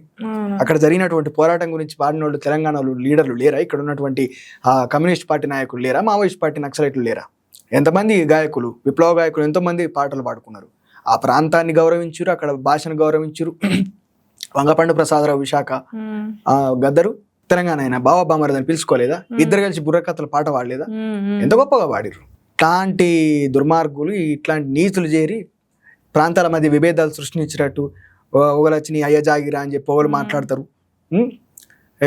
తెలంగాణను ఈ సినిమా ఇడుపు కాగితం సినిమాను తెలుగులో డబ్ చేస్తారని చెప్పి ఒకడు ఎక్కిరిస్తాడు. తురకలు వెళ్ళిన రాజ్యాలు, మరకలు వెళ్ళిన రాజ్యాలు మీరు మాకు చెప్తారా అని చెప్పి పెట్టిండు వాడు ఒకడు కామెంట్. సంకరం అయిపోయిందట, మా భాష సంకరం అయిపోయిందని చెప్పానంటే బ్రిటిష్ తోటి ఇటు నవాబులతోటి అత్యంత దారుణంగా సంకరం అయిపోయింది వీళ్ళ భాషని. అసలు సంస్కృతంతో మొత్తం సంకరం కాదు, కంప్లీట్గా నాశనం అయిపోయింది తెలుగు భాష. వీళ్ళు అనుకుంటున్నటువంటి భాష పండిత భాష అది తెలుగే కాదు. అది ఏమంటివి అని మాట్లాడుకుంటారు ఎక్కడన్నా, మనం మాట్లాడుకోం కదా. ఏమంటివి అనుకుంటా ఎన్టీఆర్ డైలాగ్ ఒకటి ఉంటది కదా, ఆ డైలాగ్ అట్లాంటి సమాసాలతోటి అట్లాంటి సందులతోటి ఎవరన్నా తెలుగులో వ్యవహారిక భాషలో ఇంట్లో అమ్మతోటి నాయనతోటి మాట్లాడతారా? ఎవ్వరు మాట్లాడరు అట్లా. ఎవరైనా సరే మామూలు వ్యవహారిక భాషనే అందరూ అమ్మ భాష. తెలుగు భాషకు వివిధ రకాలైనటువంటి యాసలు ఉన్నాయి. అది ఆంధ్రప్రదేశ్లో ఒక రకంగా ఉండొచ్చు, రాయలసీమలో ఒక రకంగా ఉండొచ్చు, ఉత్తరాంధ్రలో ఒక రకంగా ఉండొచ్చు, శ్రీకాకుళంలో ఒక రకంగా ఉండొచ్చు. భావం ఒకటే కదా. అది ఏదైనా సరే ఫస్ట్ ఆంధ్రప్రదేశ్లో ఉన్నటువంటి ప్రాంతాలను గౌరవించినటువంటి సొయికి ఇప్పుడు ఎవరైతే ట్రోలింగ్స్ చేస్తున్నారో, ఆంధ్రప్రదేశ్ వాళ్ళ మేమని చెప్పుకుంటే ఆంధ్రప్రదేశ్ పరువు తీస్తున్నారో వాళ్ళు దాన్ని గుర్తించుకుంటే మంచిది. ఇక తెలంగాణ జోలికే వస్తాం, ఇక్కడ మేము ఇట్లా విమర్శిస్తామంటే తప్పు వాళ్ళది కాదు. మన దగ్గర ఉన్న సినిమా వాళ్ళు విజయ్ దేవరకొండ, విశ్వక్సేన్ లాంటి నటులు కావచ్చు, మీరు ఏ నటున్న తెలంగాణ అసలు సినిమా ఇండస్ట్రీ, నేను సినిమా వ్యతిరేకిని కాదు, సినిమా చాలా ఇష్టం నాకు. ఈ సినిమా ఇండస్ట్రీకి సంబంధించినటువంటి వ్యక్తులు ఎవరైతే ఉన్నారో మన తెలంగాణలో అనుకుందాం, ఎవడు ఒక సోషల్ కాన్షియస్నెస్ తోటి ఉండడు, ఎవడు సినిమా తీయడు, అరే అని మాట్లాడతాడు ఫ్యాన్స్ని. విజయ్ దేవరకొండ యొక్క పరిస్థితి మనం చూసినాం కదా ఏమైంది. అసలు కనీసం ఒక స్పృహ అనేది పెరిగిన నేపథ్యము, ఉద్యమాల నేల, ఒక గౌరవము, ఒక ఆత్మగౌరవం ఉండాలి కదా. ఏది లేదు. ఇదే ఇడుపకాయుధం గురించి ఇంత చర్చ మనం పెడుతున్నాము. డైరెక్టర్ వచ్చిండా, ఆ ప్రొడ్యూసర్ వచ్చిండా, ఆ యాక్టర్స్ వచ్చారు, అంత తెలంగాణలో వాళ్ళు. ఈవెన్ దిల్ రాజు కూడా తెలంగాణ వాడే. తెలంగాణ తోటి సినిమా తీస్తాడు ఎప్పుడన్నా? తెలంగాణ సినిమా గురించి ఎప్పుడన్నా మాట్లాడినరా? వీళ్ళ బతుకు ఒక్కనాడన్నా అందరు కలిసిపోయి తెలంగాణ సినిమా రంగాన్ని ఏర్పాటు చేయమని చెప్పి ఆ ముఖ్యమంత్రులకి ఎవరికన్నా ఒక వినతి పత్రాన్ని ఇచ్చిరా? మీరు ఇయ్యలే, మీరు ప్రయత్నం చేయాలి. ముఖ్యమంత్రులు ఏం చేశారు? చిరంజీవిని, బాలకృష్ణుడు, నాగార్జునని పిలిచి మీ తెలంగాణ అయినా తెలుగు అయినా మీరే హీరోలు అని చెప్పని సర్టిఫికేట్ ఇచ్చి వాళ్ళ చేతిలో పెట్టారు. గద్దర్ అవార్డ్స్ కూడా వాళ్ళకి ఇవ్వబట్టి. గద్దర్ పేరు పెట్టాల్సిన పేరు అది. గద్దరానికి సినిమా రంగంతో సంబంధం లేదు. ఆయన అక్కడ దాన్ని పరిమితం చేయదు. ఆయన గద్దర్ అవార్డ్స్ అందరికి ఇవ్వాలి, సినిమా రంగానికి కాదు. మీకు సమాజం లోపల ఒక పద్మశ్రీ ఎంత గొప్పదో గద్దర్ అవార్డ్స్ అంత గొప్పగా పెట్టాలి. అంత త్యాగమూర్తి గద్దర్ ఆయన. మరి గుడ్డల మీద 6 తోటాలు పెంచుకున్నాడు కదా తెలంగాణ అనే ఒక ప్రత్యేక రాష్ట్రం కల సాకారం కావడానికి. అంత త్యాగం వీళ్ళు సినిమా వాళ్ళు ఏం చేశారు? ఇవ్వడానికి ఒక రూపాయి ఆస్తిని వదులుకున్నాడా? అందరికీ అట్టి వచ్చినదే కదా. 7 acres కావచ్చు, రామానాయుడు ల్యాండ్స్ కావచ్చు, ఇటు రామోజీరావు కావచ్చు, 2000 ఎకరాలు ఎవనబ్బా సొమ్ము. తెలంగాణలో రక్తం దాగిరు కదా వీళ్ళంతా. ఇక్కడ ఆస్తులు మనవి ఉండాలి కదా. మన భూములే మన ప్రాంతంలో మన భూములు ఉండాలి. ఎవరి భూములు ఉన్నాయి? ఈ పెత్తందారులే కదా. ఈ పెత్తందారుల పీడ విడిచిపెట్టానని అని చెప్పాను అనుకుంటే ఇంకా ఎక్కువైతుంది. ముఖ్యమంత్రి పేరు మర్చిపోతాడు అల్లు అర్జున్, కావాలని మర్చిపోతాడు. ముఖ్యమంత్రి ముంగట కావాలని ఒక డైలాగ్ చెప్తాడు, చాలా అవమానకరంగా చెప్తాడు. వద్దేనన్న మానవ ఉన్నది రేవంత్ రెడ్డికి గంతగానం అవమానించుతా అంటే. లేదు, ఇటు నాయకులకు లేదు, అటు సినిమా వాళ్ళకి ఎట్లయినా ఉండదు. ఈ సినిమా వాళ్ళందరినీ కట్టగట్టి మొత్తం అందరిని ఒక చుట్టి ఆ హుస్సేన్ సాగర్లో ముంచాలి. అంటే బండగట్టెత్తేయాలి వాళ్ళని. అంత దోసుకున్నారు, ఇప్పటికీ దోసుకుంటున్నారు. మన తెలంగాణ సినిమా యాక్టర్స్ కానీ, ప్రొడ్యూసర్స్ కానీ, డైరెక్టర్స్ కానీ మీకు ఏమాత్రం ఆత్మగౌరవం ఉన్నా ఆ బానిసత్వాన్ని విడిచిపెట్టి బయటికి రావాలి. వాళ్ళ సినిమా కోసం వాళ్ళని పోరాటం చేస్తలేరండి. మనం ఎందుకు చేయాలి? నేను ఈ రోజుకి చెప్తున్నా, సామాజిక కార్యకర్తలకు భాష మీద దాడి జరుగుతుందంటే ఇలా కొత్తగా జరుగుతలేదు కదా. 60-70 ఏళ్ళ సంధి జరుగుతుంది. మనకు కావాల్సింది సినిమా విభజన కూడా కావాలి. మీరు దానికోసం మాట్లాడదాం కానీ ఈ సినిమా కోసం విడిచిపెట్టారు. అనవసరంగా వాళ్ళకి పబ్లిసిటీ తెచ్చుడు, ఆ సినిమాకి పబ్లిసిటీ తెచ్చుడు, ఆ డైరెక్టర్ పబ్లిసిటీ తెచ్చుడు, ఆ యాక్టర్స్కి పబ్లిసిటీ. ఒక్కనాడు తెలంగాణ సమస్యల గురించి ఒక్క నా కొడుకు వచ్చి మాట్లాడే దిల్రాజు గారు మాట్లాడి ఎప్పుడన్నా? దిల్రాజు మాట్లాడిండా ఎప్పుడన్నా? కనీసం వేణుగుడుగులు ఎప్పుడన్నా బయటకు వచ్చి మాట్లాడు? మంగ్లీ ఇష్యూలో పోయి కూర్చొని మాట్లాడుతాడు, పెద్దరికం చేస్తాడు అక్కడ. బయటకు వచ్చి ఎప్పుడన్నా మాట్లాడిరా? ఎవరు మాట్లాడలే. ఎందుకు వాళ్ళకు మనం పబ్లిసిటీ ఇవ్వాలి? పోయి వాళ్ళ సంఖ నాకుతారు. ఎన్టీఆర్ది, లేకపోతే అల్లు అర్జున్ది, బాలకృష్ణది, పవన్ కళ్యాణ్ది, చిరంజీవిది. ఇక్కడ తెలంగాణ యాక్టర్స్ ఒక్కడు కూడా తెలంగాణకు సంబంధించినటువంటి సమస్య గురించి ఏనాడు నీకు ఓట్లే, నీకు పైసలు ఇచ్చే జనాలే కదా. ఆ జనాలకు సంబంధించి సమస్యలు వచ్చినప్పుడు ఎప్పుడన్నా పక్క నిలబడతారా? ఎప్పుడన్నా మాట్లాడతారా? ఏది ఉండదు. కనీసం ఒక ట్వీట్, ఒక వాయిస్ ఏది ఉండదు. ఏం చేస్తారంటే పోయి ఎన్టీఆర్ ఏదైనా సినిమా ఫంక్షన్ రిలీజ్ అని చెప్పినట్టు పోయి అక్కడ పోయి ఆయన జోకాలి, ఇటు పోయి ఈయన జోకాలి, వీళ్ళని జోక్కుంటే. అందుకే సమరసింహ ద్వారా మీరు సల్లంగా ఉండాలి, మీరు ఆగి ఉండాలని గోరేటంకన్నా పాట రాసింది ఈ బానిసల గురించి. ఒకసారి నాకు గుర్తులేదు పాట, కానీ పాట సమయాన్ని గుర్తుకొచ్చింది. కానీ ఇది వీళ్ళు తెలంగాణ సినిమా అనేది ప్రతి విభజన కావాలి, వద్దు. మన తెలుగు సినిమా రంగంతో మనకు పొత్తేద్దు. వాళ్ళు అద్దె వెళ్ళకూడదాం. వాళ్ళని వెళ్ళగొట్టి తెలంగాణ సినిమా రంగం ఏర్పాటు కావాలి. ఇక్కడ దీనికి ఒక ప్రత్యేకత, ఐడెంటిటీ కావాలి. ఆ ఐడెంటిటీ తీసుకొచ్చే అవకాశం ఉన్నది ఇక్కడ ఉన్నటువంటి సినీ నటులకు, దర్శకులకు, ప్రొడ్యూసర్లకు. ఇప్పుడు మీరు ఇప్పుడు వీళ్ళ భయం ఏంటంటే మాకు సినిమాలు రావేమో, మాకు అవకాశాలు రావేమో. మీరు అవకాశాలు రావేమో అని మీరు ఏడితే ఎస్ఆర్ నగర్, అమీర్పేట మెట్రో స్టేషన్ల కిందట ఎండకెండి వానకు దడుచుకుంటా ఏదో ఒక రోజు సినిమా అవకాశం వస్తుంది కావచ్చు అని చెప్పి నానా అవస్థలు పడేటటువంటి 300 మంది ఉన్నారు. వాళ్ళ గతి ఏం కావాలి? ఒక్కొక్క డిగ్రీలు, పీజీలు చేసి వచ్చిన వాళ్ళు. నన్ను స్వయంగా పోయి వాళ్ళందరినీ ఇంటర్వ్యూ చేసిన. ఎంత మంచి కుటుంబ నేపథ్యం ఉన్న వాళ్ళు, ఆంధ్రప్రదేశ్ నుంచి వచ్చిన వాళ్ళు ఉన్నారు, తెలంగాణ నుంచి వచ్చిన వాళ్ళు ఉన్నారు. అక్కడ మంచి మంచి కుటుంబాల నుంచి. మరి ఇంటికి పోవచ్చు కదా, ఇక్కడ ఇంతగానం ఎందుకు? నువ్వు మంచి ఫ్యామిలీ అంటాను, నీకు ఇల్లు ఉన్నది అంటాను. గీ మెట్రో స్టేషన్ కింద వండి తిండి లేక, తానం లేక, రోగాలతో, రోజులతోటి ఇక్కడ ఎందుకు ఎండన్నా అంటే ఏదో ఒక రోజు ప్రయత్నం చేస్తే అవకాశం వస్తుంది కదా అన్న. గంత సాగున్నది వాళ్ళకు, గంత ఇంట్రెస్ట్ ఉన్నది. వాళ్ళకి కార్డులు ఇయ్యరు, వాళ్ళకు బువ్వ పెట్టరు. ఏజెంట్ వస్తాడు, ఏజెంట్ వచ్చి మీద ఏం చెప్తాడు, మనిషికి 1000 రూపాయలు చెప్తాడు. ఇక్కడ వీనికి 200 ఇస్తాడు, 800 వాడు దొబ్బుతాడు. ఏజెంట్లు వీళ్ళ మీద బతుకుతున్నారు. మరి కార్డుల్లో ఉన్నోళ్ళని పట్టుకపోవచ్చు కదా అని చెప్పారంటే కార్డు ఉన్నోళ్ళని పట్టుకపోరు వాళ్ళు. ఎందుకంటే కార్డు ఉన్నోడికి ఖచ్చితంగా పైసలు ఇవ్వాలి. ఇది నడుస్తుంది అక్కడ. ఎన్నడన్నా ఈ సమస్యల గురించి అన్న మాట్లాడిండ్రా? ఆ ఎస్ఆర్ నగర్ ఆ అమీర్పేట మెట్రో స్టేషన్ కింద నలిగిపోయే బతుకుల గురించి ఎప్పుడన్నా వీళ్ళు మాట్లాడిరా? లేదు, మాట్లాడరట. నీ అసొంటోళ్ళు నా అసొంటోళ్ళు ఇడుపు కాయిదాం అనే ముచ్చట మీద పెద్ద చర్చ పెట్టారు. ఏం అవసరం లేదు. దీని గురించి ఎంత బంద్ చేస్తే మాట్లాడడం అంత నయం.